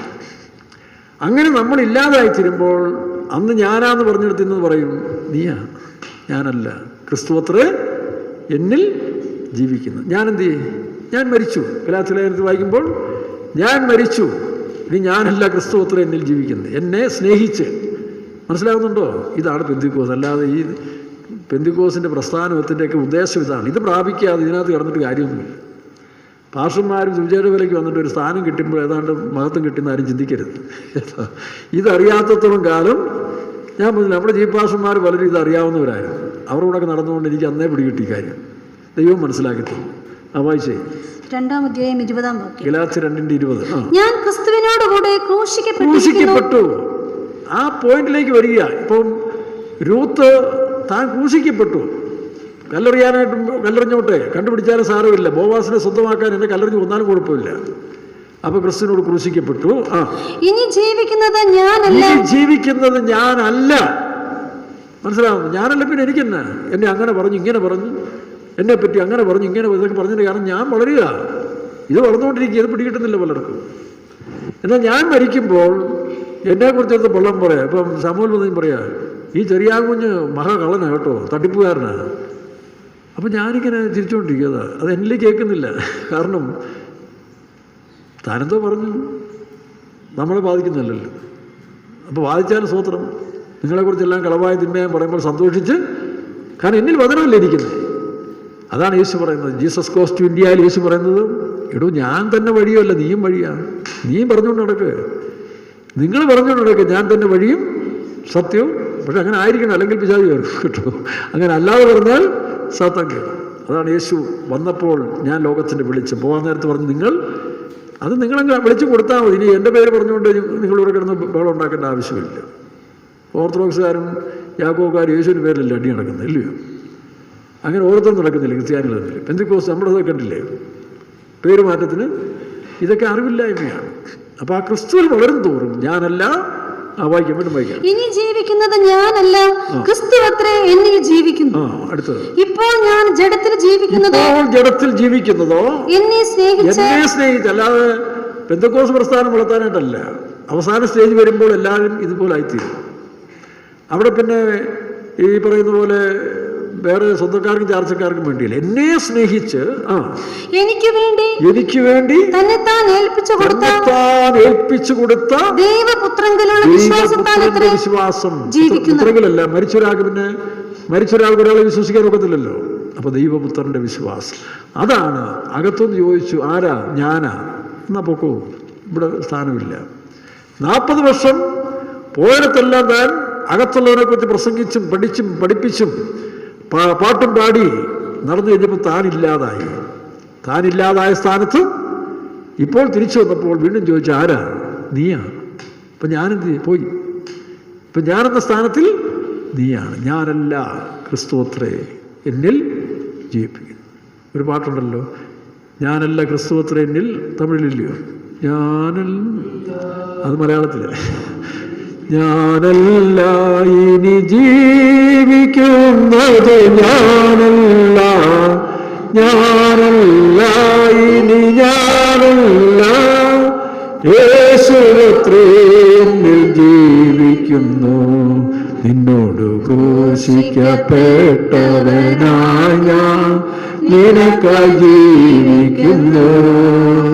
നിന്നോട് ക്രൂശിക്കപ്പെട്ടവനായി നിനക്കായി ജീവിക്കുന്നു. ഇഷ്ടം ചെയ്യാനാവതില്ലെനിക്ക് വല്ലഭനെന്നിൽ ജീവിപ്പതാ. എന്നിഷ്ടം ചെയ്യുവാനാവതില്ലെനിക്ക് വല്ലഭനെന്നിൽ ജീവിപ്പതാ. തമിഴിലൊരു പാട്ടുണ്ടല്ലോ, ഞാനല്ല ക്രിസ്തുവത്രേ എന്നിൽ പിഴപ്പത്. എങ്ങനെ പാട്ട്?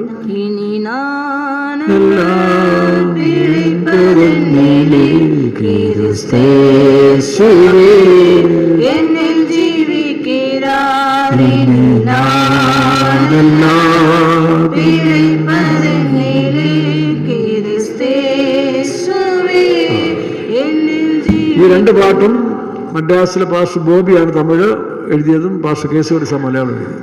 അപ്പം അങ്ങനെയുള്ള വിശുദ്ധന്മാർ പണ്ടേ നമ്മളിതൊക്കെ പഠിപ്പിച്ചിട്ടുണ്ട്, പാടിയിട്ടുണ്ട്. പക്ഷെ നമുക്ക് കയറുന്നില്ല.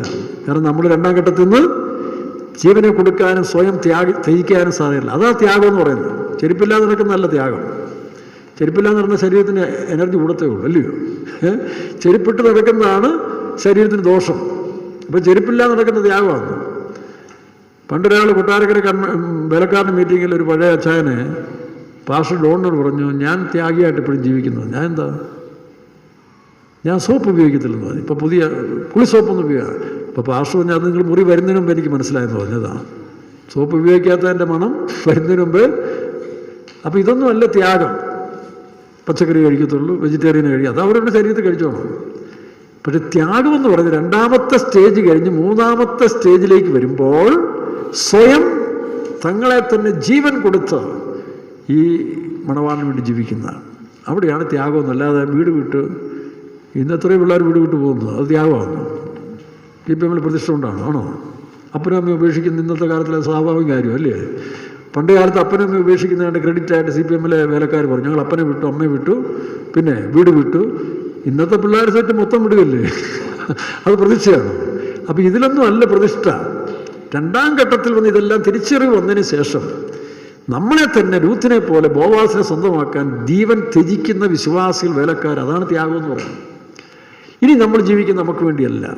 പിന്നെ ക്രിസ്തു എന്തിനാ ജീവിച്ച്? നന്മ ചെയ്യുന്നവനായിട്ട്. മറ്റുള്ളവർക്ക് നന്മ ചെയ്യുക, മറ്റുള്ളവരെ സ്നേഹിക്കുക.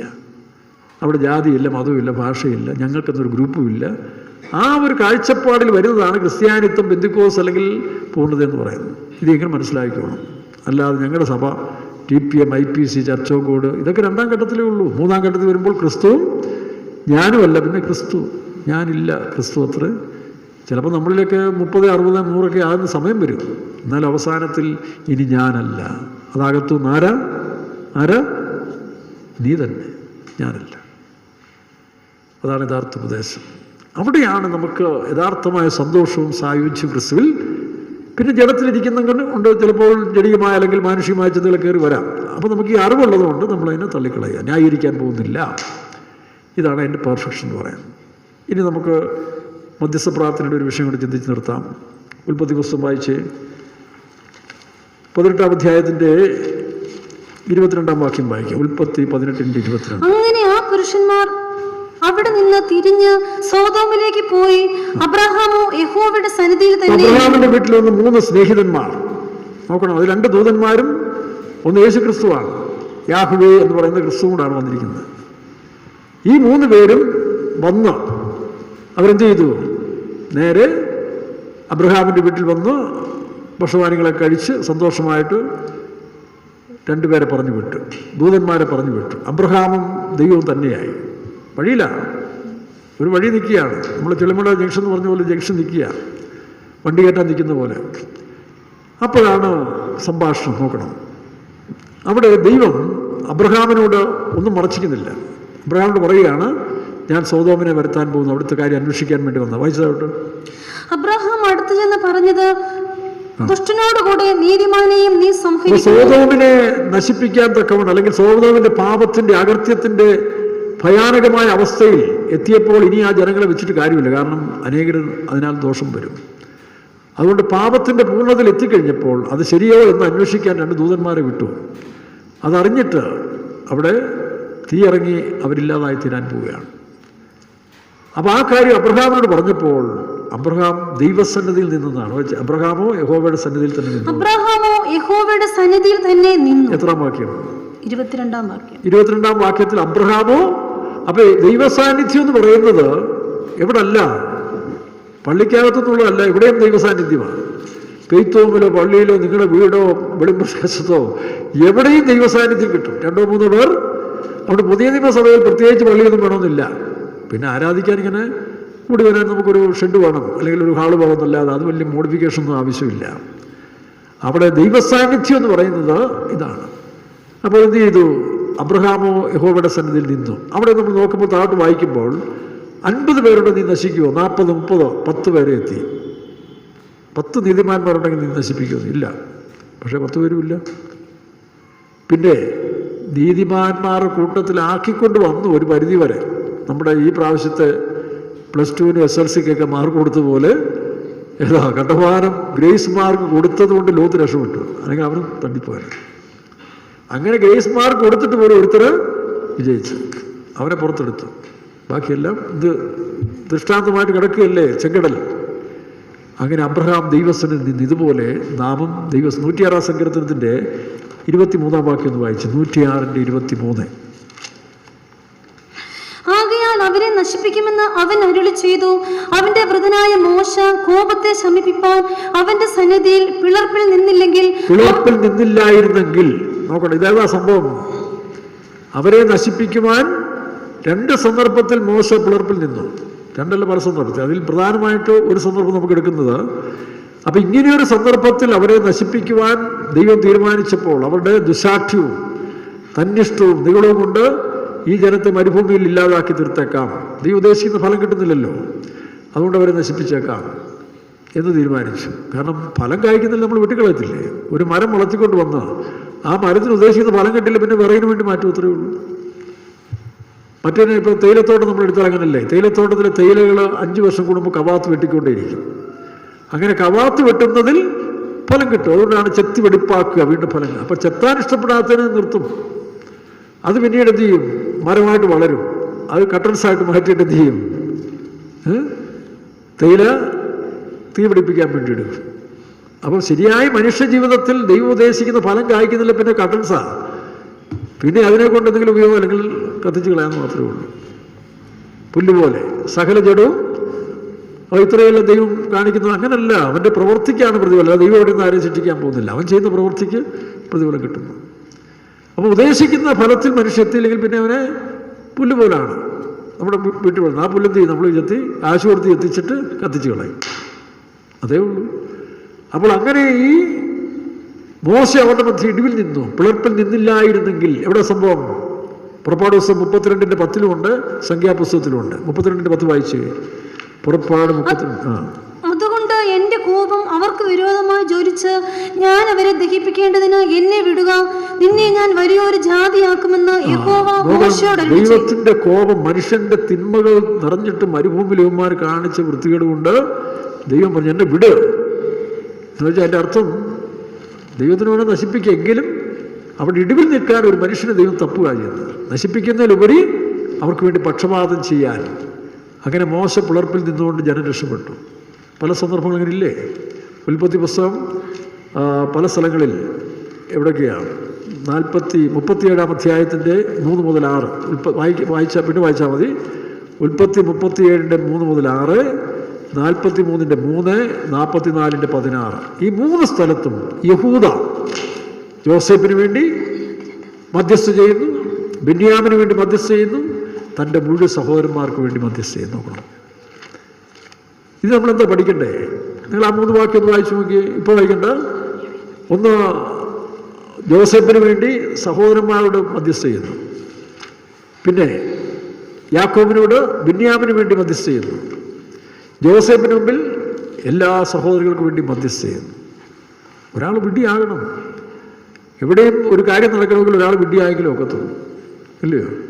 ഇപ്പോഴത്തെ നമ്മളിവിടെ ഹോളിൻ്റെ ടാക്സിന് വേണ്ടി ഞങ്ങൾ വിഡ്ഢികളെ പോലെ നിൽക്കുക. ഞാനൊരു പ്രാവശ്യം പോലെ ബാക്കി നമ്മുടെ രാജു ബ്രദർ ഉത്സാഹത്തോടെ പോയി പഞ്ചായത്തിന് മുമ്പ് നിൽക്കുക, ഓരോ ദിവസം ഓരോരുത്തർ കാണുക. ആരെങ്കിലും വിഡ്ഢിവേഷം കിട്ടിയെങ്കിൽ ഏതെങ്കിലും കാര്യം നടക്കത്തില്ല. എല്ലാം മിടുക്കന്മാരായിരുന്നോ നടക്കത്തില്ല. എല്ലാവരും മിടുക്കരായിട്ട് പോയി അഭിമാനം സൂക്ഷിച്ചിട്ട് ഒരിടത്തും ഒരു കാര്യം നടക്കത്തില്ല. യേശു തന്നെത്താൻ താഴ്ത്തി താഴെ ഇറങ്ങിയതുകൊണ്ടാണ് ഈ മാർഗം. അതുകൊണ്ട് നിങ്ങളൊരു കാര്യം നേടണമെങ്കിൽ നിങ്ങൾ വിഡ്ഢികളാകാൻ തീരുമാനിച്ചോ. മറ്റുള്ള മുമ്പിൽ വിഡ്ഢികളായി മാറുന്നവർക്ക് മാത്രമേ കാര്യം നടത്താനൊക്കത്തുള്ളൂ. അഭിമാനവും വ്യക്തിത്വം കൊണ്ട് പുലർത്തി പോകുന്നിടത്ത് ഒരു കാര്യം നടക്കത്തില്ല. താഴ്ന്നിറങ്ങണം. അപ്പോൾ യൂദാ താഴ്ന്നിറങ്ങി.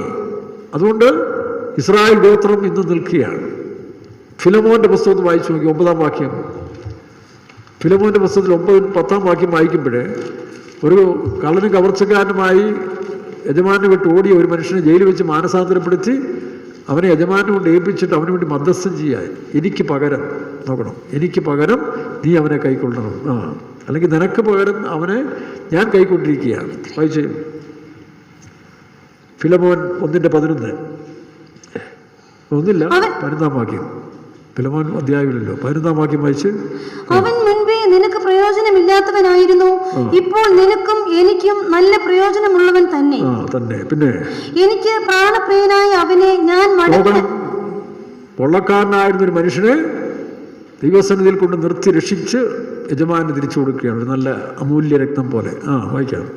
എനിക്ക് പ്രാണപ്രിയനായ അവനെ ഞാൻ മടക്കി അയച്ചിരിക്കുന്നു. പിന്നെ സുവിശേഷം നിമിത്തമുള്ള തടകിൽ എന്നെ ശുശ്രൂഷിക്കേണ്ടതിന് അവനെ നിനക്ക് പകരം എന്റെ അടുക്കൽ തന്നെ നിർത്തിക്കൊള്ളുവാൻ എനിക്ക് ആഗ്രഹമുണ്ടായിരുന്നു. എന്നാൽ നിനക്ക് പ്രയോജനമുള്ളവനായതുകൊണ്ട് ഇപ്പൊ അവനെ റെഡിപ്പെടുത്തി തന്നിരിക്കുക. ഇതാണ് നമ്മുടെ മിനിസ്ട്രി. കൊള്ളാത്തവരെയും വേണ്ടാത്തവരെയൊക്കെ ദൈവം എടുത്ത് തൻ്റെ സന്നിധി കൊണ്ടുവന്ന് നല്ലവരാക്കി എടുത്തു വിടുക. അല്ലാതെ നമ്മളാർക്ക് യോഗ്യത ഉണ്ടായിട്ടല്ല. ആക്രിക്കടയ്ക്ക് പോലും വേണ്ടാത്ത പുള്ളികളെയാണ് എന്നെപ്പോലെ നിങ്ങളെപ്പോലൊരു ഇതിനകത്ത് ദൈവം കൊണ്ടുവന്ന് ഇതിനകത്തിട്ട് മോൾഡ് ചെയ്ത് വിശുദ്ധരും നിഷ്കളങ്കരുമാക്കിയത്. ഇതാണ് ക്രിസ്ത്യാനിത്വം. വാട്ട് ഈസ് ദ ക്രിസ്ത്യാനിറ്റി എന്നൊരു വലിയ സദസ്സിൽ ഒരാൾ ചോദിച്ചു, വാട്ട് ഈസ് ദ ക്രിസ്ത്യാനിറ്റി? അപ്പോൾ ഒരുത്തൻ വലിയ മതത്തിന് അങ്ങനെയാണ്, ലോകത്തിൽ ഏറ്റവും കൂടുതൽ ജനസംഖ്യയുള്ള മതമാണ്, മറ്റാ മറിച്ചാണ് ഏറ്റവും കൂടുതൽ അംഗസംഖ്യയുണ്ട്, അല്ലെങ്കിൽ വസ്തുക്കളുണ്ട്, കെട്ടിടമുണ്ട്, എല്ലാം വ്യാണ്. അടുത്ത ആൾ പറഞ്ഞു, വേറൊരാൾ എഴുന്നേറ്റു. അതൊരു പുരോഹിതനാണ്. പുരോഹിതനൊരു കഥ പറഞ്ഞു. പണ്ട് ഒരു ബിഷപ്പിൻ്റെ ഹൗസിലേക്ക് ഒരു കള്ളൻ കയറി വന്നു.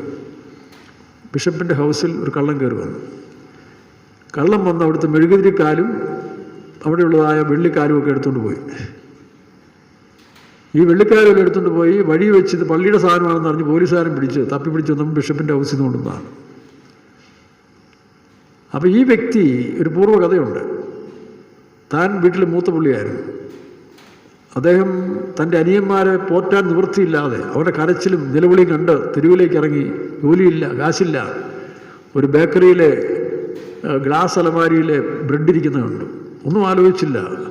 അനിയന്മാരുടെ കരച്ചിൽ കൊണ്ട് ആ ഗ്ലാസ് പൊട്ടിച്ച് 2-3 ബ്രെഡ് എടുത്തുകൊണ്ട് പോയി.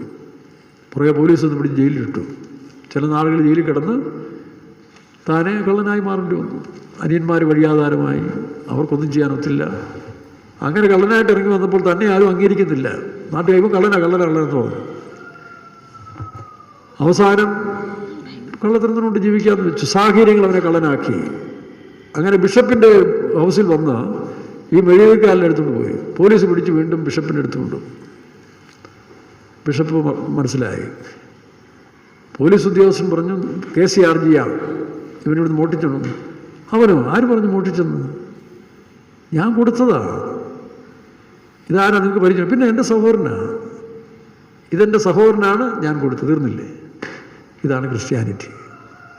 ഇത് ഞാനും നിങ്ങളും പ്രാക്ടീസ് ചെയ്തെങ്കിലേ ആ കർത്താവിൻ്റെ കൂടെ നിൽക്കാൻ കഴിയത്തുള്ളൂ. അല്ലാതെ നമുക്ക് ക്രിസ്ത്യാനിത്വം വെളിപ്പെടുത്താൻ വേറെ വഴിയൊന്നുമില്ല. അതാണ് ജീൻ ബാലിജിൻ്റെ കഥ കേട്ടിട്ടില്ലേ? സ്കൂളിൽ പഠിച്ചിട്ടുണ്ടല്ലോ, ഇംഗ്ലീഷ് നോട്ടിലേജിൽ. അങ്ങനെ അവൻ വിശുദ്ധനായി മാറി. കഴിഞ്ഞ ദിവസം ഞാനൊരു എക്സാമ്പിൾ പറഞ്ഞില്ലേ? ഏതാ? നമുക്കെങ്ങനെ മറ്റുള്ളവരെ നമ്മളെ സന്തോഷിപ്പിക്കാനും നല്ലവരാക്കി കഴിയാൻ കഴിയും?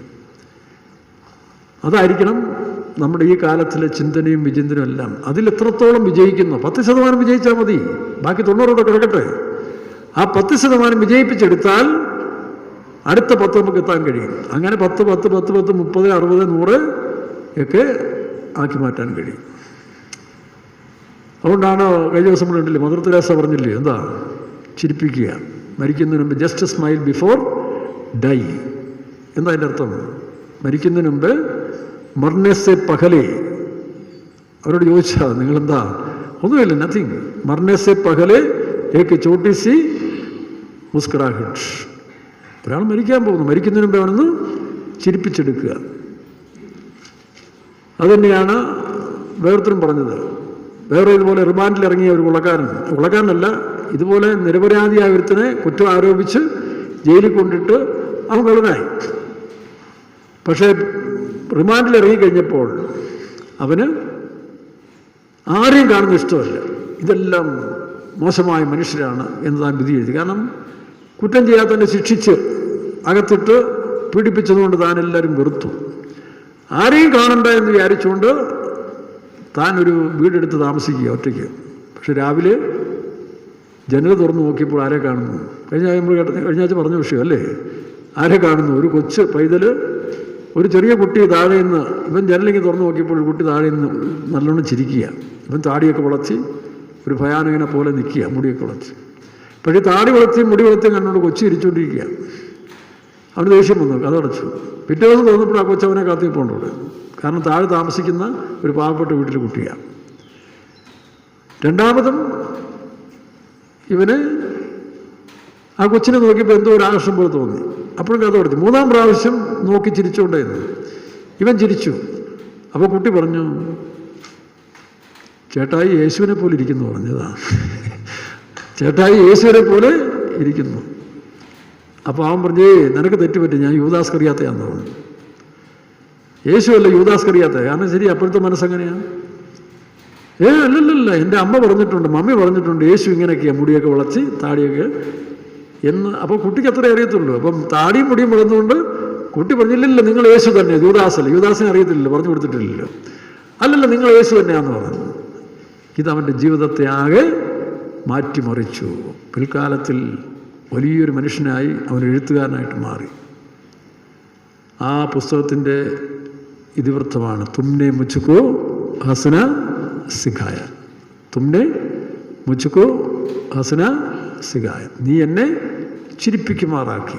നോക്കണം, ഹസന എന്ന് പറഞ്ഞാൽ ചിരി, മുസ്കുറാഹിട്ട് എന്ന് പറഞ്ഞാൽ പുഞ്ചിരി. അപ്പോൾ ജീവിതത്തിൽ ഇങ്ങനെ എന്തെങ്കിലുമൊക്കെ മനസ്സിൽ കയറ്റിക്കൊണ്ട് നമ്മുടെ ജീവിതത്തിൽ ആരെങ്കിലും ചിരിപ്പിക്കാവോ, സന്തോഷിപ്പിക്കാവോ? നന്മ ചെയ്യാവോ, 10 രൂപ കൊടുക്കാവോ, ഒരാൾക്ക് വേണ്ടി പ്രാർത്ഥിക്കാവോ? ഇപ്പം ഞാൻ ജീവിക്കുന്നതിന് വേണ്ടി അതാണ്. എനിക്കിപ്പോൾ ജീവിച്ചിട്ട് പ്രത്യേകിച്ച് ഒന്നും കിട്ടാനില്ല, ഉണ്ടോ ഈ ലോകത്തിൽ? എന്നാൽ ഒരു ദിവസമെങ്കിലും ജീവിക്കുമ്പോൾ ആർക്കെങ്കിലും ഒരു നന്മ ചെയ്യാമല്ലോ. ഒരാൾ ഫോൺ വിളിക്കുമെന്ന് പ്രാർത്ഥിക്കാമല്ലോ, അല്ല ഒരു വചനം പറയാമല്ലോ. പലർക്കും ആശ്വാസമാകുന്നെങ്കിൽ ജീവനോട് ഇരിക്കട്ടെ. അല്ല വേറെ ഒരു പദവിക്കുമല്ല 10 രൂപ കിട്ടുന്നു, അത് യോഗ്യമായിട്ട് ആർക്കെങ്കിലും കൊടുക്കാം. അങ്ങനെ എന്തെങ്കിലും നന്മ ചെയ്ത് ഓരോ ദിവസം പോട്ട്. മരിച്ചിട്ടിപ്പോൾ ഒന്ന് കൊടുക്കാനാ?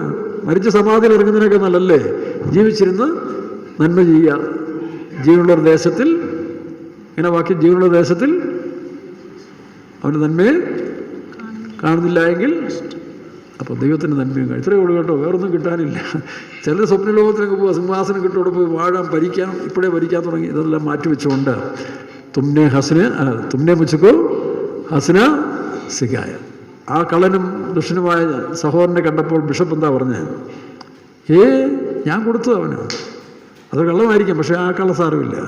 ഒരു നന്മയ്ക്ക് വേണ്ടി പറയുന്ന കള്ളമല്ല, നന്മയുടെ പദങ്ങളാണ്. ഞാൻ കൊടുത്തതാണ്. ഈ ആളെ ബിഷപ്പിന് അറിയാം, എൻ്റെ സഹോദരനാണ്. സഹോദരനല്ലേ? ദൈവം ചോദിക്കുന്നതല്ലേ, വെർ ഇസ് യുവർ ബ്രദർ? കായനോട് ചോദിച്ചെന്താ, നിൻ്റെ സഹോദരൻ എവിടെ? 3 ചോദ്യമാണ് മനുഷ്യനോട് ചോദിക്കും. ഒന്ന് ആദാമിനോട് ചോദിച്ചു, നീ എവിടെയാകുന്നു? ഇപ്പം നമ്മൾ ഏത് പൊസിഷനിലാണ്? ദൈവത്തോടെ നല്ല പൊസിഷനിലാണോ?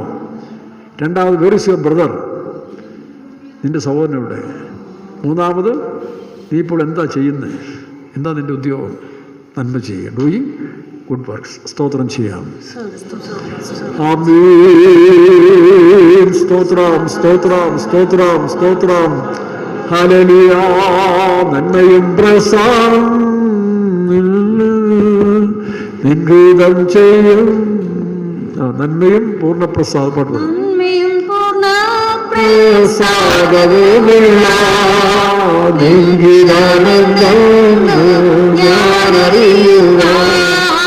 നന്മയും പൂർണ്ണ പ്രസാദവുമില്ല ഞാനറിയുക.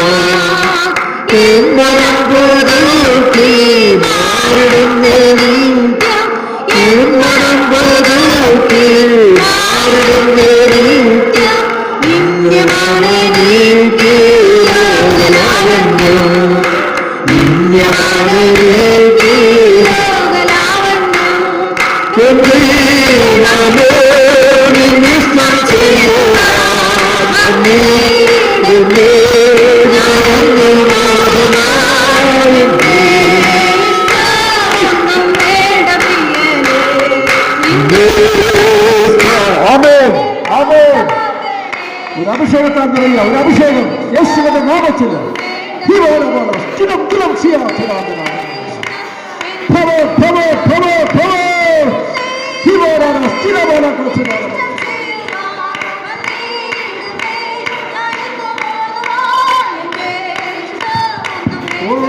Jesus, stand behold me with the body of God. Power, still up,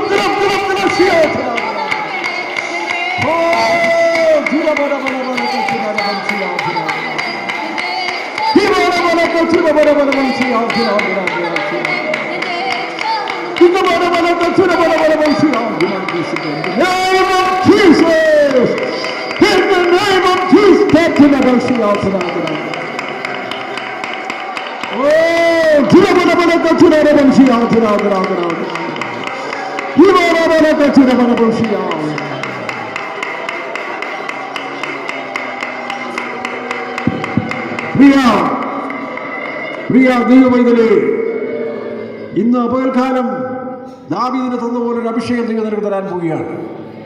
നിന്റെ മുൻപാകെയുള്ള പ്രതിസന്ധികളെ, പ്രതിരോധങ്ങളെ, പൈശാചിക ശക്തികളെ, ലോകത്തിന്റെ അന്ധകാര ശക്തികളെ ജയിപ്പാൻ ദാവീദിന് നൽകിയ അഭിഷേകം ദൈവം നിന്റെ മേൽ പകരാൻ പോവുകയാണ്. ഈ അഭിഷേകം നിന്നിലുണ്ടെങ്കിൽ നീ തോൽവിയല്ല, ജയം പ്രാപിക്കുന്നവരായിത്തീരും.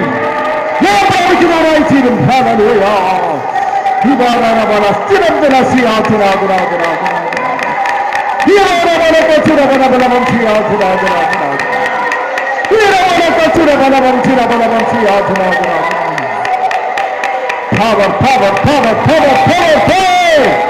You are son of a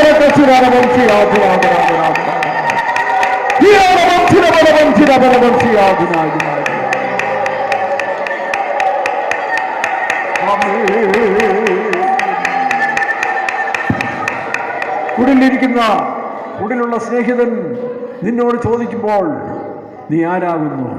ഞാനല്ല, നീ തന്നെ. അതെ, അവൻ തന്നെ, ക്രിസ്തു. ആമേൻ.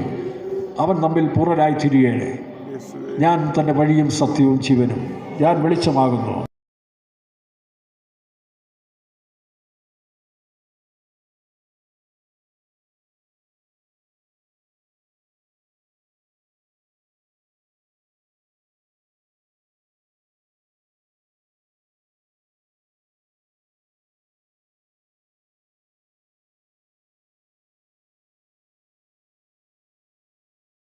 അഭിഷേകം നീ പ്രാപിച്ചെടുക്കുക. ഇന്ന് അയ്യപ്പാൽക്കാരം ദൈവത്തിന്റെ സക്രിയ പ്രാപിക്കുക.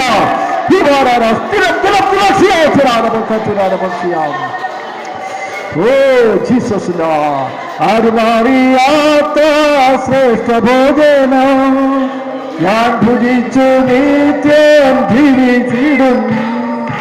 ആരുമറിയാത്ത ശ്രേഷ്ഠ ഭോജനം ഞാൻ ഭുജിച്ചു നിത്യം ജീവിച്ചിടുന്നു.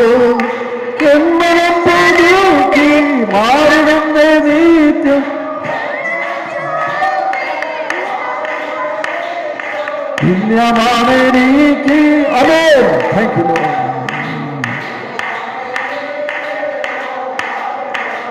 എൻ ദൈവമേ, ഹല്ലേലൂയ.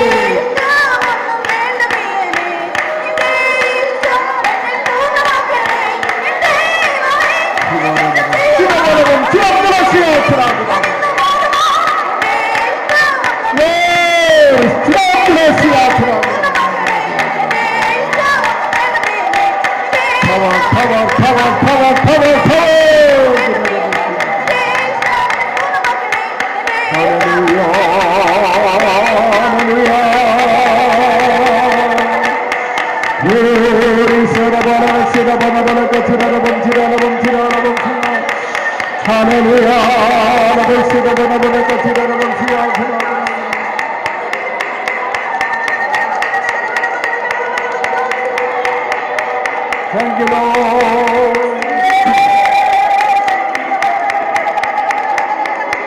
Amen. Hallelujah. എല്ലാവരും എഴുന്നേറ്റ് ഇന്ന് സ്തോത്രം ചെയ്യാം.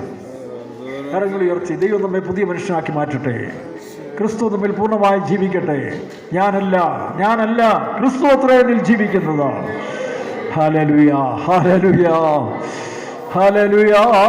സ്ഥിരപരബലപക്ഷിയാധനായതിനായി എല്ലാവരും കരങ്ങൾ ഉയർത്തി സ്തോത്രം ചെയ്യാം. സ്തോത്രം, സ്തോത്രം, സ്തോത്രം, സ്തോത്രം, സ്തോത്രം, സ്തോത്രം, സ്തോത്രം, സ്തോത്രം, സ്തോത്രം. നമ്മളിലുള്ള എല്ലാ പ്രാകൃത സ്വഭാവം നീങ്ങി ക്രിസ്തുവിന്റെ ദിവ്യ സ്വഭാവത്തിൽ നമ്മെ അനുരൂപരാക്കുന്നതിനായി സ്തോത്രം ചെയ്യാം. സ്തോത്രം, സ്തോത്രം, സ്തോത്രം, സ്തോത്രം, സ്തോത്രം, സ്തോത്രം, സ്തോത്രം. ആമേൻ. യേശുവിനെ പോലെ നമ്മെ മാറ്റുന്നതിനായി സ്തോത്രം ചെയ്യാം. സ്തോത്രം, സ്തോത്രം, സ്തോത്രം, സ്തോത്രം, സ്തോത്രം, സ്തോത്രം, സ്തോത്രം, സ്തോത്രം. എല്ലാ മഹത്വവും വീണ്ടും ദൈവത്തിനടുത്ത് സ്തോത്രം ചെയ്യാം. ആമേൻ. സ്തോത്രം. Hallelujah, hallelujah. പ്രാർത്ഥിക്കാം.